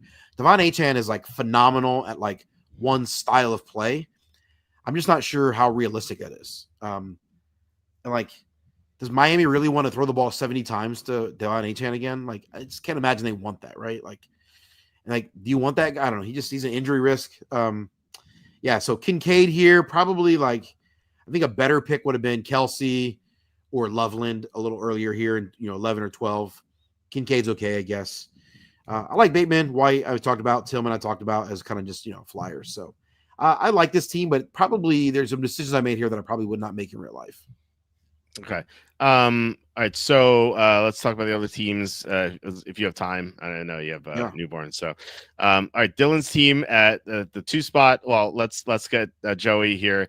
Dylan's team is the epitome of what not to do in fantasy football. So let's talk about this team. Jahmyr Gibbs, obviously you could take him at 102. JSN Harrison. I think it's a little early for one of those two guys. I think you can say one of them here. I think taking them both. Like, I'd rather go Williams or Hampton or Henderson. But I like him too. But I think that like taking both there is kind of problematic. I think I'd want to get one running back there. Love Travis Hunter. Pollard could have a good year. Spears is banged up right now. Not a big fan of Waddle. I just don't like anyone in Miami except for Achane. But Andrews 702. I know you like Andrews, and then he took some flyers here with Blue, Tootin, Marks, and Roshan. I think that's the right way to go there. Stevenson. I was like looking at his name always. I just never wanted to draft him. I don't know if there's upside there. I don't like Christian Kirk. I think like he's going to get benched at some point for Noel. So I know he's Stroud's quote unquote safety blanket right now. That's what they're reporting at camp, but like that's going to change. Plus he's always hurt too. I just don't really see the upside there. You said you wanted to draft Kelce. I hate Kelce. I'm not going to take him at all this year. I think he's done. And plus that's the second tight end. Like I only need one tight end. So that I did not like that pick, but so some good things here for sure. I like quite a few picks that Dylan made, unlike Joey. So what are your thoughts on Dylan's team? Yeah, I like all these players, and you're fine. Yeah, I love JSN. I don't love Harrison. To me, JSN is a late second, early third. To me, Harrison is a late fourth, early fifth. Like there are a bunch of guys I like ahead of him. I like Pollard there. I'm fine with Waddle there. It's probably a little early, but I'm fine with him. Andrews there. I actually thought Andrews would last at 7-4, and so I took Mahomes there, but I was targeting Andrews there. Mm-hmm. So that's maybe that's instructive. I don't know how. I've been seeing Andrews last to the 7th, but maybe he won't. That's good for me to know. Yeah, I'm fine with Kelce late. I don't want to take it. I don't want to be taking him early, but I'm fine with him late. I just saw how bad he was in Happy Gilmore too, and I just can't go with him. Christian Kirk, by the way, I've just heard all sorts of reports all over the map, and I don't know what to do. We talked a couple weeks ago. We did a top 10 list of players you don't know what to do with, and Kirk was not on my list, but he could easily be, because I'm just like I've heard some positive things about him, and then I've heard negatives. And So I'm ultimately not drafting him at all. But I just, I was the president of the Christian Code fan club for several years. You So were, and he had a great year. Was it in 22 or 23? yeah, One of those years he was awesome, but then he just keeps getting hurt, so you just can't count on him. All right, team 3, Yo-Ye. So he just started Bijan, and then he drafted a bunch of non-running backs to Brown, Bowers, a good value with Bowers at 303. Adams, Worthy, Addison. Addison's gonna be out, but for 3 weeks, but that's his fourth receiver, so he's not going to need him until the bye week start. Montgomery 6'10", a little early, but I could see the upside if Gibbs gets hurt, so there is potential there. I know you like Warren. Scatterbo I really don't like. I feel like he's the third string running back right now. Shipley. He's another one of these guys like Algier. I actually would prefer Shipley over Algier, just because I think that Barkley's a bigger injury risk than the Bijan is right now. So he took 2 quarterbacks, Purdy, Prescott, a couple of sleepers in Knoll and Io Manor. So yeah, I mean some good things here for sure. I'm not like in love with this team, but I think it's a good team. What do you think? like I like some of the parts of the team. I just don't like the philosophy. Now, I've said this. I feel like a broken record. You said you think Bowers is a good value. I think Bowers is a like mid to late 4th round pick. Wow. So okay. I think So I that's just because I don't think taking tight end at that spot makes sense. Like the math doesn't work in your favor. And so Bowers is a phenomenal player. I think Bowers could have a better year than he had last year, like in real football, but take a step back in fantasy. Yeah. Like I think that's a realistic, because they're going to be. I think they're going to be a better team with better options. So anyway, I don't like that. I don't like the philosophy there. I like Warren. I hate Scatterbo. I think you said about Shipley. Knoll here, by the way, I've heard the general vibe from training camp, the drum beat, is that Knoll is ahead of Higgins, and that he is a better player. That he has kind of impressed the coaching staff more than Higgins has, which is which I think is interesting. I don't know what to make of that. I don't know. I don't watch college football enough, but it just seems like guys that I trust are saying Higgins is more of a question mark. Knoll in the 12th is a way better value than Higgins in the 8th or 9th. Interesting. I figured they'd play different positions because Higgins would be on the outside, Knoll will be in the slot. But I guess I don't know. Maybe they could play Knoll on the outside. So kid no name in team 5. So he went Jefferson to start, and then a couple of running backs and Taylor and Walker. I don't like Walker 305. I know that Sal Vitri said you could bet your house on Kenneth Walker this year. I think that's insane. And then Joe Burrow in the 4th round. I was hoping he would come back to me, so I can't bash that pick at all. It's a good pick. Hill, we differ on Hill, but like in the 5th round, you have to acknowledge the upside. Pickens, kind of the same. Pickens goes in like round 4 in best ball. I think that's way too early, but 6th round's pretty interesting. Love Charbonnet. Wish I took him at 6'12". Mason has upsides. JCM has a lot of upside. Ford, not so much. It's like the one pick I don't like here. Like, what's he going to do in that offense? And there are 2 young running backs that could usurp him, like not just one. There's like 2. So that's kind of tricky. Like he might have like one good week to start the year, and then that's it. Like I could see Ford having a really good week 1, and then just like if you draft Ford, please trade him after week 1. He plays the Bengals, like one of the worst defense in the NFL. Like he's going to light up the Bengals and then deal him because he's not going to do anything else all year.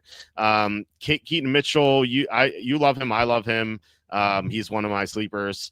Spears is injured right now, but 13th round. I don't know. Maybe it pays off. So I like your no names team, except for the Walker reach and the Ford pick. I like the team a lot. What do you think? Yeah, I've got. I mostly agree with you. I've got Walker as a late 3rd, early 4th round pick. So I don't think this is terrible. Maybe more like an early 4th to mid 4th actually, but so I don't think it's terrible. I just think there are other running backs I would love ahead of. Like I love Chuba. He's on. I love Kamara. Obviously, I think there are guys that I just like ahead of him. I love Jonathan Taylor, by the way, in the mid 2nd. I mean, I think Taylor's a 1st round talent, 1st round value. So, and oddly enough, with Daniel Jones, I think the Colts offense will be better. I can't believe I said that. It feels gross to say, but Yeah, I think there's a lot of upside here. Rashid Shaheed also has upside. Jerome Ford, though, I don't know what to make of him. If the offense is like feasible, like or viable, not feasible, that's not the right word. Viable. Like I think Ford could be decent. I really like him as a player, actually, but the situation is terrible. Keaton, I love only in best ball though. I just because I would never know like unless Henry got hurt, I would never know when to like. Obviously Mitchell's just an injury. Like in best ball though, like there's gonna be games where he has like 3 carries for 85 yards and a Yeah. touchdown. Yeah, that's true. But he's I feel like he's the handcuff for Henry. He's kind of like the Algier Shipley guy. That's good. Um, yeah, if Henry goes down, I don't think like Justice Hill's still going to be third down back. Like he's like the Rashad White, Austin Eckler guy. Like I think it's going to be Keaton Mitchell to take his spot. So I didn't mention Shaheed. I missed that one. I like Shaheed a lot. He's one of my sleepers too. All right, to the moon from the 6th spot. He went triple running back with Irving, Genty, and Henderson. Genty's going. I think his ADP is like 112, so 207 might seem like good value. I think that's kind of like where he should go. I love Henderson. There might be a downside too, but I think that he was one of my favorite prospects at running back. I thought he should have been the first round pick, so I'm high on him. Jalen Hurts, obviously going to be great. Ridley, like that pick a lot. Not a fan of Judy just because I just don't want anyone on the Browns. But I like Hawkinson too. Braylon Allen's a steal. Like he could be a league winner for sure. Like if Hall's traded or gets hurt, like he's going to have a huge year, and he's going to be 50-50 already. We know that. Pittman with Jones is much better. Franklin, I like. Lambert Smith, I really wanted him where I took I took Thielen there. I was really hoping Lambert Smith would come back to me. He caught a touchdown in the preseason with the starters, and Justin Herbert was heard saying there's more of that to come. He said that to Lambert Smith. So I liked him heading into the draft. I was shocked that he fell to the 5th round, and I liked him better than Trey Harris as a prospect who went in the 2nd round. And Lambert Smith is playing over him. So and Harris is hurt too. So Lambert Smith made my sleeper page today. So I'm a big fan of that. Cam Ward, Cam Ward I think has upside, so I think it's worth taking him. So what do you think of To the Moon's team? I by the way, I have Lambert Smith. I drafted him several times in best ball. My last round, 19th, 20th round. Anytime I had Justin Herbert, I got Lambert Smith. Yeah. Trey Harris is both injured and there's a lot of bad reports on him, a lot of negative press. Yeah, I didn't like him as a prospect either. Yeah. And a lot of negative press on Quentin Johnston. So yeah, I think Lambert Smith easily could be a guy that produces. Ashton Genty, that's the latest thing I've seen him gone. I mean, he's almost always going late first, early second. So I'm okay with him here. I don't like Henderson. I think I like him as a player. I just think it's too early. I think guys I like more, particularly Chuba Hubbard, who went 2 spots later. Hurts in the 4th. I don't know. It's not the way I draft. So Hawkinson in the 7th, I love. And I like Pittman. I like Pittman a lot. I think Pittman's a great. Don't draft 2 tight ends, guys. Like, don't do that. Yeah, I missed that too. Yeah, don't. I mean, unless it's like some crazy sleeper you love, I really don't know who that would be this year in the late rounds either. So, there's no reason to do it. Mason Taylor from the Jets is getting some buzz. Yeah. Tyler Higbee, of course. Just kidding. He's 19th round automatic. Slew's team at 7. He took Lamb in London, so good start with the receivers, and he backed up with Josh Allen. So let's see how his running backs are. He took Swift, Pacheco, and Caleb Johnson. I think that 2 of them should do well. I think Pacheco's kind of flying under the radar because he was playing hurt last year and now he's healthy. Swift in Ben Johnson's offense could be great, but then again, Johnson may use like all 3 running backs, so that it could be a headache. It could also work out. I don't know what to make of that.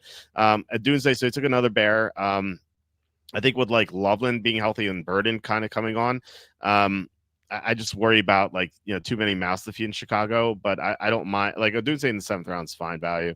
Jaden Reed's injured, so just be careful there. I love Tucker Kraft. If you miss out on Tyler Warren or Hawkinson or Andrews or Ingram, I think Kraft is the way to go. Don't draft Robinson. I don't know if he's going to play. Where's he going to play? Doodle, 12th round's a fine, handcuff. course, you have to love Ingold, but please don't draft Cooper Cup. Don't draft him. There's no reason to draft him, even in the 16th round. So, what are your thoughts on the Sluice team? Yeah, it's just not again. When it comes to, I was just thinking as you were talking, I was like, I don't like the way this team is built because like I hate taking my first running back in round 4. I just think it's a terrible way to draft. And then I was like, well, who would I have drafted instead of that? First, I was like, instead of Swift, who I would draft? I was like, okay, I might have drafted Kamara. Okay, how about instead of Pacheco? I'm like, okay, I don't know. How about instead of Caleb Johnson? I don't know. I'm like, I hate those running backs in that spot, but they're the best running backs in those spots, which means don't draft running backs in those spots. Like not as you're like you should like. I think just to me it solidifies like I gotta get 2 of my first 4 picks have to be running backs, if not 3. 2 of my first 3. Like I hate that build. So receiver, if you go receiver, I just think you have to go running back. Like at 3-7, like that should have been Chuba or Kamara or whatever running back you love. Like you go receiver, you can't afford to go quarterback there. I don't think the one running back change instead of Caleb Johnson, I would have gone Charbonnet, but like 606 seems early for Charbonnet. But then again, he didn't make it back to him at 707. So I just think I'd rather have Charbonnet than Caleb Johnson straight up. And Charbonnet is going 2 rounds later. So yeah, I mean, we see Charbonnet play. Like Caleb Johnson might be stuck behind Warren for all we know, and you can't trust billionaire Arthur Smith, and you can't really trust Aaron Rodgers because like Aaron Rodgers. If Caleb Johnson makes a mistake, he would just be like, get him out. I want my veteran in there for pass protection. So I worry about that. Yeah, hard to know. Yeah. All right. Teammate Mundo. So Mundo was in the chat and then he had some auto draft picks and then he came back and then he had some auto draft picks. I'm going to try to talk about the players he drafted. So he went Collins and St. Brown, double receiver. You can do Hubbard, as you talked about, good 3rd round pick. Then Daniels. So his running back core is looking pretty hideous. Outside of Hubbard, like Mixon is going to be on pup list probably. Benson's a backup right now. Gordon is I love the way he looked in preseason. He's ramming over players. Like he looks so good, but he's the 3rd string running back right now. So like, who are you starting week 1? It's Hubbard and Benson. You need to go running backs earlier. But then again, he did some auto drafts here. Like he took Godwin was auto draft, Dixon was obviously auto draft. So can't really criticize those picks. I love Thornton. I was going to take him on the way back. But yeah, I mean, it's a hard team to talk about just because there's so many auto drafted picks. But any thoughts on this team? Yeah, I think the question marks are Mixon and Godwin. Like I don't know what to do with them. I don't know what like. I just feel like until we know what the injury prognosis is going to be like. I like what if they're both like playing week 1?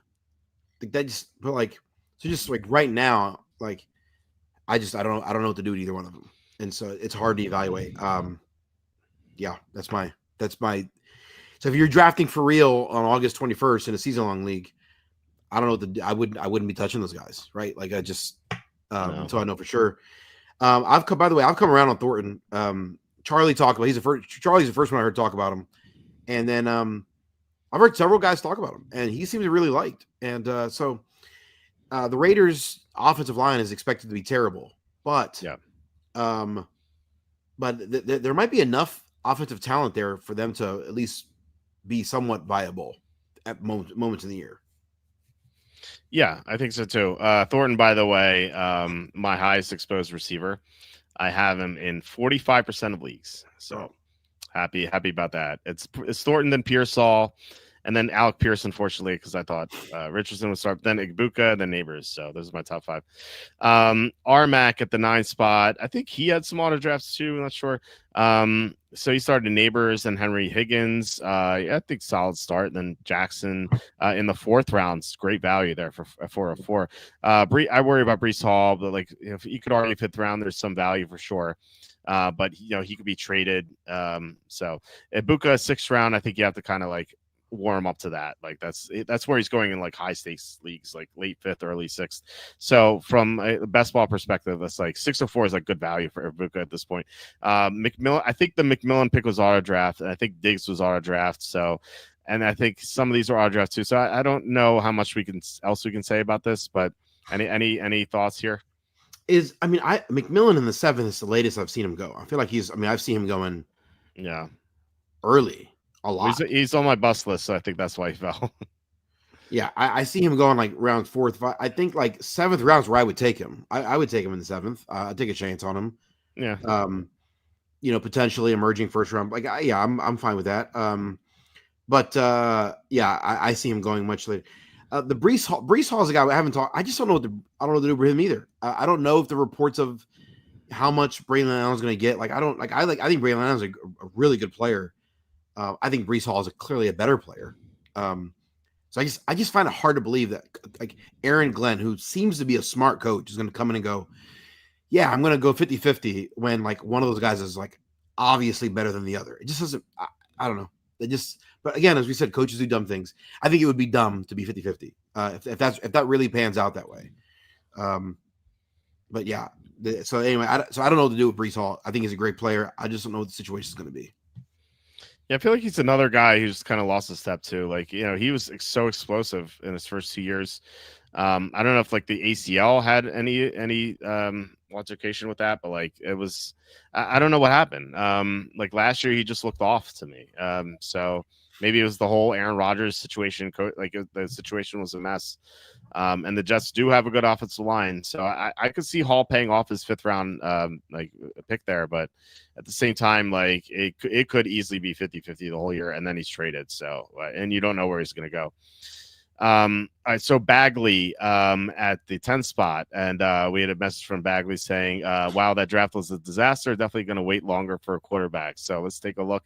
They took Mayfield at 7-10. Just looking at Bagley's receivers, I have major concerns here. So obviously not with Brian Thomas, but then Zay Flowers is the second guy, probably should be a third, ideally.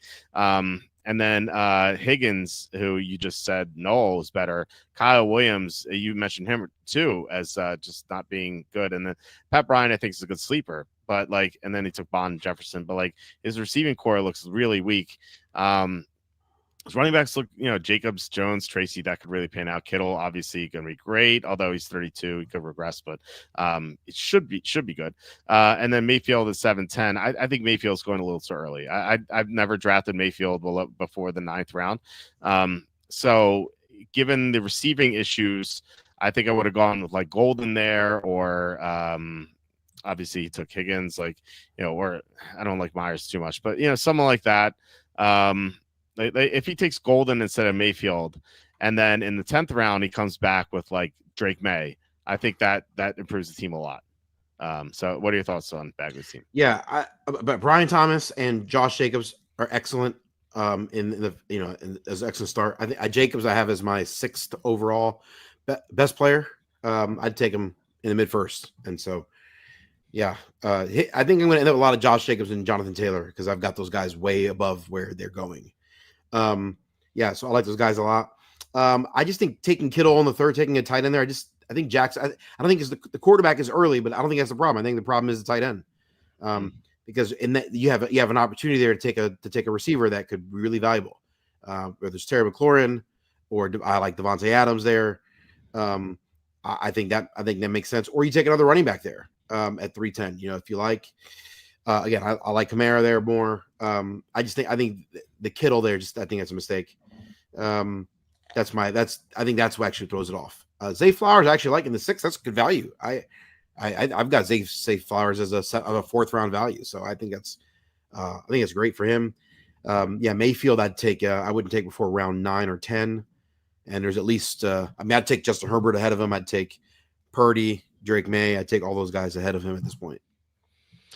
Yeah, I think 310 is kind of like the beginning of the round 4 dead zone here. So I don't blame him for taking Kittle 310. I think it's too early. I wouldn't have made that pick, but like I could see why he did it. I'm more likely to go quarterback there than I am tight end. I would have taken Jackson over Kittle. Like Lamar Jackson in that spot. Like, if you're going to go there, I still take Terry McLaurin there or Devontae Adams or Alvin Kamara. I would take all those guys. But if you feel like you don't like those guys, then to me, I would go Lamar Jackson in that spot over tight end. Yeah, I agree. All right, so tight end round 11 or something. Right, yeah. Trump Best at the 11 spot. So even though he drafted McBride, I think this team worked out. So his running backs, Achan Brown, outstanding start. Harvey, there's some conflict with Harvey. I compared him to Miles Sanders, which sounds terrible until you remember that Sanders has some great fantasy seasons with the Eagles, and Denver has a good offensive line. So I think, like, even though I'm not a fan of Harvey as a prospect, I think he could have a good fantasy season. And then his receivers, Pearsall, Metcalf, Golden, Olave, Downs, Horton. I'm worried about Olave's concussions, but like the other guys, I like this receiving core a lot. Yeah, there's no true number one, but like given what he did earlier, where he got 3 running backs and an elite tight end, like that receiving core looks great for what he did. Murray, you worry about that. If you draft Murray, I think you need a second quarterback personally, because he's not going to last the whole season again. So maybe you could have taken Goff or Lawrence or Herbert there. That's really my only criticism here. ATN, we're both not fans of ATN, but 13th rounds, 13th round, yeah, could do worse. And Ray Davis is a good sleeper too. I like this team a lot. What do you think? Yeah, I like a lot of the players. I don't know that I love where he took them. I guess is my thought. Like Pearsall, Metcalf's good. Golden, I'm not sure. I like Olave. Downs, by the way, late 9th. If Downs was like in a real offense, he'd be like a 5th round pick. And so I think there's good value there. I think Harvey's terrible. Again, I have him as an 8th or 9th rounder, and so and I'm not sure I like Devon Achane in that spot. I think there are several guys I would take above Achane. I would take Chase Brown, Jacobs, Derrick Henry, Genty, Jonathan Taylor, Kyron Williams. I would take all those guys ahead of Achane, just because I don't like the injury risk. I think I like Achane as a player. The injury risk is too high. He's a little player with a lot of, it makes me nervous. Okay. And Team 12, Bo Bryan. So he started 3 receivers in the first 4 with Nakua, McLaurin, Evans, and then other receivers, Myers. Jennings at 9-12 is a hell of a steal. I know like he can't practice. Like he hasn't practiced in like a month and a half with this stupid calf injury. And it always reminds me, because like that's McCaffrey, because that's what they said the entire offseason last year. Like, oh, it's just calf injury, and then it turned out to be both Achilles somehow. So I worry that the Niners are lying again, and the fact that he hasn't practiced in a month and a half with the calf injury, that really worries me. But like, what if it's just the calf and you're getting him Jennings at 9-12? Like that could be a huge steal. I didn't realize he was still on the board when I drafted Shakir at 9-4. Jennings is a far better pick and 9-4 than Shakir. I totally botched that. Yeah. McCaffrey's terrifying to me. Even at 201, I think that's terrifying. Even Connor he said himself, he's going to lose touches to Benson. He said, we're going to be 1A, 1B. Maybe it's not true. But Benson sucks. I agree, but like he said it himself. I don't know. Usually, I've never heard a player say, "Oh, I'm going to lose playing time." Like usually they're fighting for playing time. Connor's like, "Yeah, I'm going to lose playing time." Like okay. Like, Benson sucks. I just like he's going to be out of the league in a year. So like Benson sucked last year, but I thought as a prospect he was okay, and Bigsby sucked as a rookie, and he really took off his second year. So I don't know. Maybe he improves. I wouldn't like completely give up on him, but I'm not like drafting him a lot either. So I don't know. And then you do, I guess. Yeah, it's another 30-year-old running back. I don't want to take 30-year-old running backs. Quinshot Judkins, I don't know what to do with him. He's not even signed right now. Don't draft him that early. And even if he plays, like he's on the Browns, like what's he gonna do? Like this is not like Nick Chubb's Browns who made the playoffs with Mayfield. Like this is this is a terrible team, probably the worst in the NFL. So maybe the Saints are worse, but I don't know. I wouldn't touch that. Chubb, like 1201 is okay, but I don't know. Same with Najee. Like, yeah, it's quote unquote value, but is it value or is it a falling knife? And it's just going to get worse. I don't know. Chubb could be a value if Mixon is out for an extended period of time. Yeah. But like the report's saying that he didn't have his explosion. So like, where are you going to get like 60 yards per game behind a bad offensive line? I don't know. I it's not a situation I just want to be a part of. I hate Marvin Mims. You know, my experiences with Marvin Mims were like connected. Keenan Allen, don't see the upside there. Not a big fan of the team. Ayuk's just not going to play till November. I like Knicks here at 1001. Think that's good value, but like some picks I liked here. It's not a fan of a lot of them though. What do you think? Ayuk is like undraftable for me at this point. Like I don't Yeah, like, even if he comes back, he's great. Just like the roster spot to hold a player for a month or two is just like the opportunity cost of missing out on other waiver wire gems is just too high. yeah, Like I just that player, it doesn't make sense. Like I felt that way with TJ Hawkinson last year. Like a lot of people were drafting TJ Hawkinson and holding on to him. Like he's a right. great player, potentially great value, but like you got to hold him for 2 months. Like that just like opportunity cost. I just think roster management matters in fantasy football. Hmm. So I think you got to think about that when you're drafting. Junkins is another one. Like I don't know what to do with him. Like who knows? Yeah, and I also think Bo Nix sucks. By the way, I think I've come to that conclusion recently. Yeah.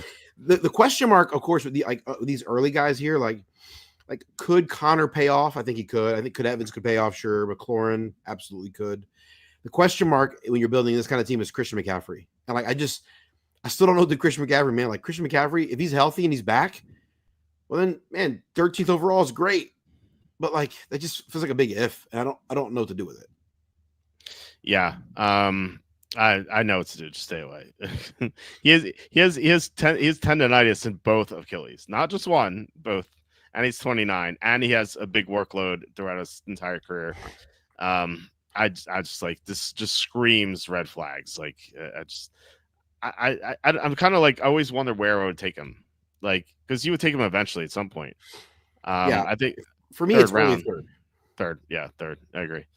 I think Kyron would have to be gone. I think Hampton would have to be gone, and I think I'd probably take him over that. I think I'd take him between Hampton and Henderson. I think I would take that's a good question. I think I'd take him ahead of Hampton, I think. okay. Because he's the one going right at. Well, what about Walker? I'd take him ahead of Walker. Yeah, I would too. I just don't like Walker too much. So, yeah. I say I would. Yeah, I don't know, man. That's hard. Yeah. Baggett says Pearsall, Samuel, Thornton, Franklin were my targets. All got sniped. Yeah, welcome to the club, Bagley. I get sniped all the time here. It's part of the experience here on the After Dark show. But again, this is going to prepare you all for your real draft. So, all right. Any final thoughts before we head out? Any more beef you have with my takes from yesterday? No, I did write a new article I published today. I don't know if you care to look at that. Of course, I always care. Let me. Someone also made a comment about tight ends versus quarterbacks in the I don't know who that was.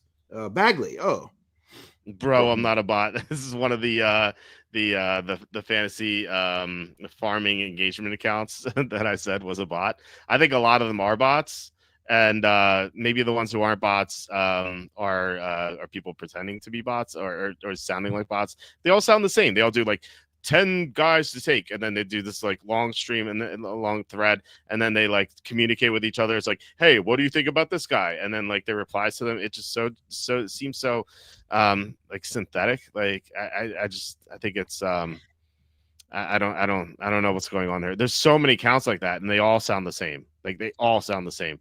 And I do think this guy's a bot, actually. Or he's controlled by bot or something. Like it's like ChatGPT almost. 12-team dynasty, trade Lamb away for Rice, 2026, 27, 28. Yeah. 27 first round pick. You might get Jeremiah Smith. Yes, I would do it. What do you think? I'm sorry, 12-team dynasty. SF trading Lamb for Rashi Rice and 3 first round picks. 26. I don't play dynasty that way. I'm always trying to win now. I'm the guy always trading away future picks for now, which is why I've won multiple super flex tight end premium. I don't know that. Okay, that doesn't really affect this trade. Yeah, this trade though. This depends on your philosophy, of drafting. To me, I want to be on the trade side getting Lamb, not giving them away. But I guess I don't know. It depends on your philosophy. Like, are you trying to build for 26 and 27 and tanking 25? Is that your plan? I don't know. It's hard to know without having a better kind of comprehensive picture of what you're trying to accomplish and what your league looks like. I think it depends on how good your team is. You know, if you think you're one of the top teams and you go in this year, then maybe you don't do it. But I'm generally down on Lamb anyway. Like I think that Dallas is going to be a mess this year with Schottenheimer. So Where do you have him ranked? I have ranked. Let me see. For receivers, I have him as receiver 6. I mean, so he's still a first round pick for you then, right? Yeah. But like I have issues with every first round pick except for Chase and Bijan. So yeah, I don't know, and I don't have Rice that far down. Like, well, if Rice didn't have a suspension, I would have him. He missed 10 games. Well, I'm just saying, well, this is long to his dynasty. Like, I'm thinking like if Rice weren't suspended this year, I think I'd have him as like receiver 11 or 12. So it's like not that far apart, and you get 3 first round picks. What you're missing this year is the 6 to 10 games he's going to be suspended. Well, like if you can weather the storm, if like it really depends on what else you have at receiver. Like if you can weather the storm, and then you get Rice back for your fantasy playoffs this year, and you get 3 first round picks, you might get Jeremiah Smith, who's going to be like the next elite receiver in the NFL. Like and like there's Jeremiah Love this year in 2026. Like there's an Arch Manning maybe. I played dynasty leagues for a long time. You almost like first round trading away picks is like the thing to do. It's like how you win. Well, he says he's tanking 25 and maybe 26. So yeah, he says I'm not a contender. I have all rookies and second year guy plus Mahomes. I'm tanking 25 anyway. So yeah, if you're tanking, I think you definitely make the pick. I guess yeah. Jeremiah Smith is 2027. He's going to be. But I get Jeremiah Smith. Like if dynasty picks, like dynasty drafts, like. If you're just drafting just rookies, like there's usually 1 or 2 guys that are worth it, and then what if you have the 10th overall pick? Like you're not getting but he's tanking, right? So he's probably going to get a high pick. No, I'm saying like you'll have your own first round pick. I'm saying like the first round picks you're getting in return. Oh yeah, right. Like, those could be low first round picks. Like I don't know. That's true. I was in a dynasty league with a bunch of guys from college from basically 2001 until 2012. So for like 12 years. And I perpetually was trading picks away. They actually implemented a rule in the league that you cannot trade draft picks more than 3 years out because of me. So that's great. So, when I retired, I said, guys, I'm out. My team didn't have first round picks or second round picks for the next 3 seasons. So you're like the Saints at the end of that league. You're kicking the can down the road. And I won multiple championships in that league. Because just like you guys are, I think generally in dynasty, what happens is that people overvalue the future too much. Like, yeah, try to win now. Like 2025 counts, 2026 counts. Reminds me of, and I agree. I think even the NFL they do that. It reminds me of like the Peter Griffin meme, where he's offered a box or a boat. And he's like, there could be anything in this box, even a boat. So I think that's kind of like what you see, and it's a joke. But Jeremiah Smith is the 2027 NFL draft. He's going to be number 2 or number 3, or I assume Arch Manning's going to be 1 and Jeremiah Smith's going to be 2 in that draft. But we'll see. I mean, maybe he gets injured and he regresses. But right now, like if he came out this year, he would have been like the second pick, I guess. So he's that good. All right, so okay, so you have a new article, quarterback easiest position to replace in fantasy football is the one. Yep, that's it. That's the news article. Just published it today. Okay, and I was reading it. So here's what I did. I went through. So I decided. I've been telling people this for years that you could just you could get quarterback value off the waiver wire. And so last year in our league, in our home league, I started just tracking who were the free agent quarterbacks each week if I had to pick a quarterback off the waiver wire. And so if you scroll down here, people can see this. I started the article telling the story how I drafted Dante Culpepper around 11, and you were there for that when I got mocked. You were in the room. I was, and I can confirm. Everyone was laughing at you, not me. Everyone else was laughing at you. They're like, Kenny, you don't have a quarterback. like these boomers just didn't understand your draft strategy, and you ended up with Culpepper and Jeff Garcia, and you won the league because you had 2 studs that year. That's right. Oh, it was right. It was Jeff Garcia, not Doug Flutie. In the article, I said Doug Flutie, but it wasn't Doug Flutie. It was Jeff Garcia. Yes. Well done, well done. I got to go back and change that. Okay. How do I Uh, remember that? that's right. I completely forgot. In my mind, it was Doug Flutie, but it wasn't. It was Jeff Garcia. Mhm. Anyway, so as you'll see there, I basically went week one. Like in week one, and I just wanted to say who were the quarterbacks on the free agent waiver wire in our league that if I had who was my favorite, who was my second favorite, who was my third favorite, and I just kept track last year. So Derek Carr, Geno Smith, Matt Stafford were all, and then I put next to them how they finished that week. So in week one, Derek Carr was the sixth best quarterback, and Derek Carr was the third best. Saints had a great start last year. And so then I went down the, in week three, my favorite fan, I started Sam Darnold. He was he finished the ninth best, right? So anyway, I kind of just went week by week tracking which quarterbacks I would have taken. And then if you scroll down a little more, you'll see people are interested. I compared my composite. I called it Frankenstein quarterback. I compared my composite to the rest of the league. And if I was able to get my number one preferred quarterback, I would have been the sixth best quarterback throughout the course of the year. It would have edged out Jalen Hurts, who was the sixth best. Wow, that's crazy. If I took the average of the three from each of the week, if I took the 42 quarterbacks from the first 14 weeks of the season and I averaged them together, they would have been the eighth best quarterback in the league. So, also look at my Frankenstein quarterback number one. He had 6 top 5 finishes, 12 top 12 finishes, opposed to Jalen Hurts, by the way, only had 5 top 5 finishes. Sam Darnold had 3. You'll also notice though, like even though my Frankenstein guys, like Frankenstein average only has 1 top 5 finish, 12 top 12 finishes, but he's still the eighth best. So like he doesn't have the boom weeks, but he's consistently in the top 12. Like 12 of 14 weeks. And so like Frankenstein Frankenstein 1 and Frankenstein average are the most consistent quarterbacks last year, other than Lamar Jackson. Like, they have more so it's like you can literally just play. This is just taking quarterbacks off the waiver wire. Like that's it. And so I just identified. So I'm gonna track it this year as well. I should have done this a long time ago.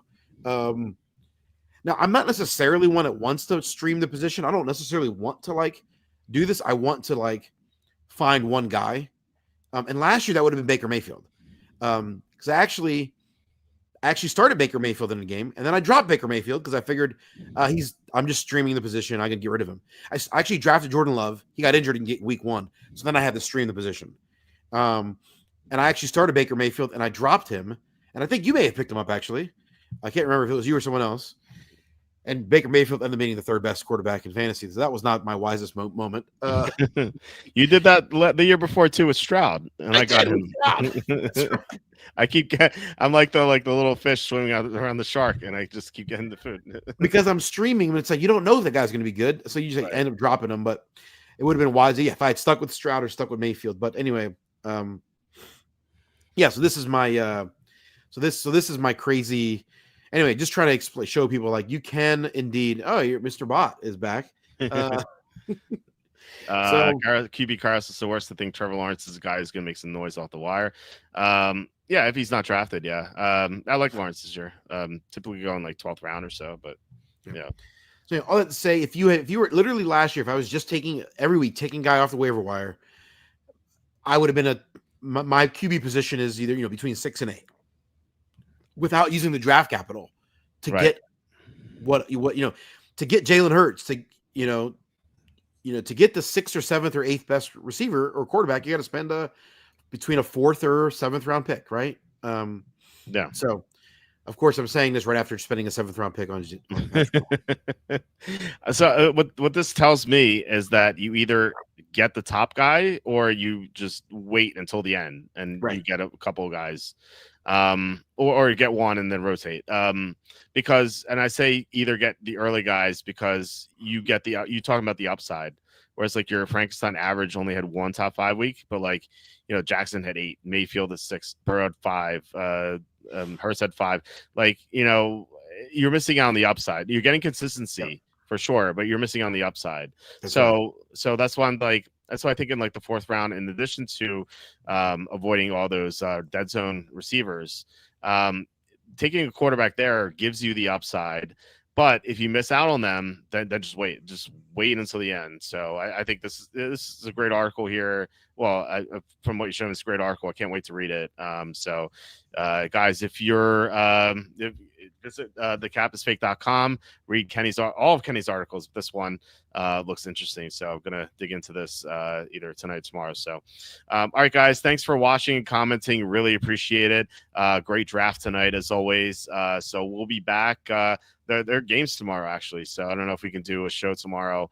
I don't know. It depends. I'm gonna see if I can get a co-host for tomorrow.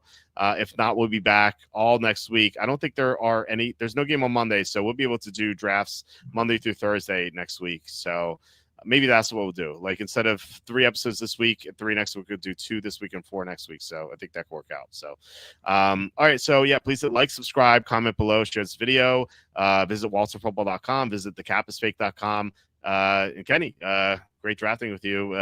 It's 1:20 a.m. and I guess your coffee worked, huh? It's I'm wide awake. Yeah, maybe you can do a best ball draft. Let's go. You should just stream the best one. We're gonna do one. You know we're gonna do one. All right, we're gonna do a best ball draft. Let's stream it. You want to do it? You're seriously? I'll do it. All right, if it's available, if anyone wants to watch, I mean, we're ridiculous, but let's go for it. Okay. Hold on. Let me. We gotta find a draft that we can do. That's gonna be the problem here. Is like we may not be able to do a draft. Like it might take an hour to enter one. Let's. All right, I should go to bed anyway. All right. Yeah. Okay. Yeah. That's the problem. If it could fill right away, then I would do it. Like the $20 ones would fill right away. But I don't know if I don't know if you want to do that. But that's all right. I guess we'll wait. Yeah, we'll do it next week. We'll do it next week. All right, guys. Hope you have a great night, and I'll talk to you either Thursday or Monday. So I'll see you then.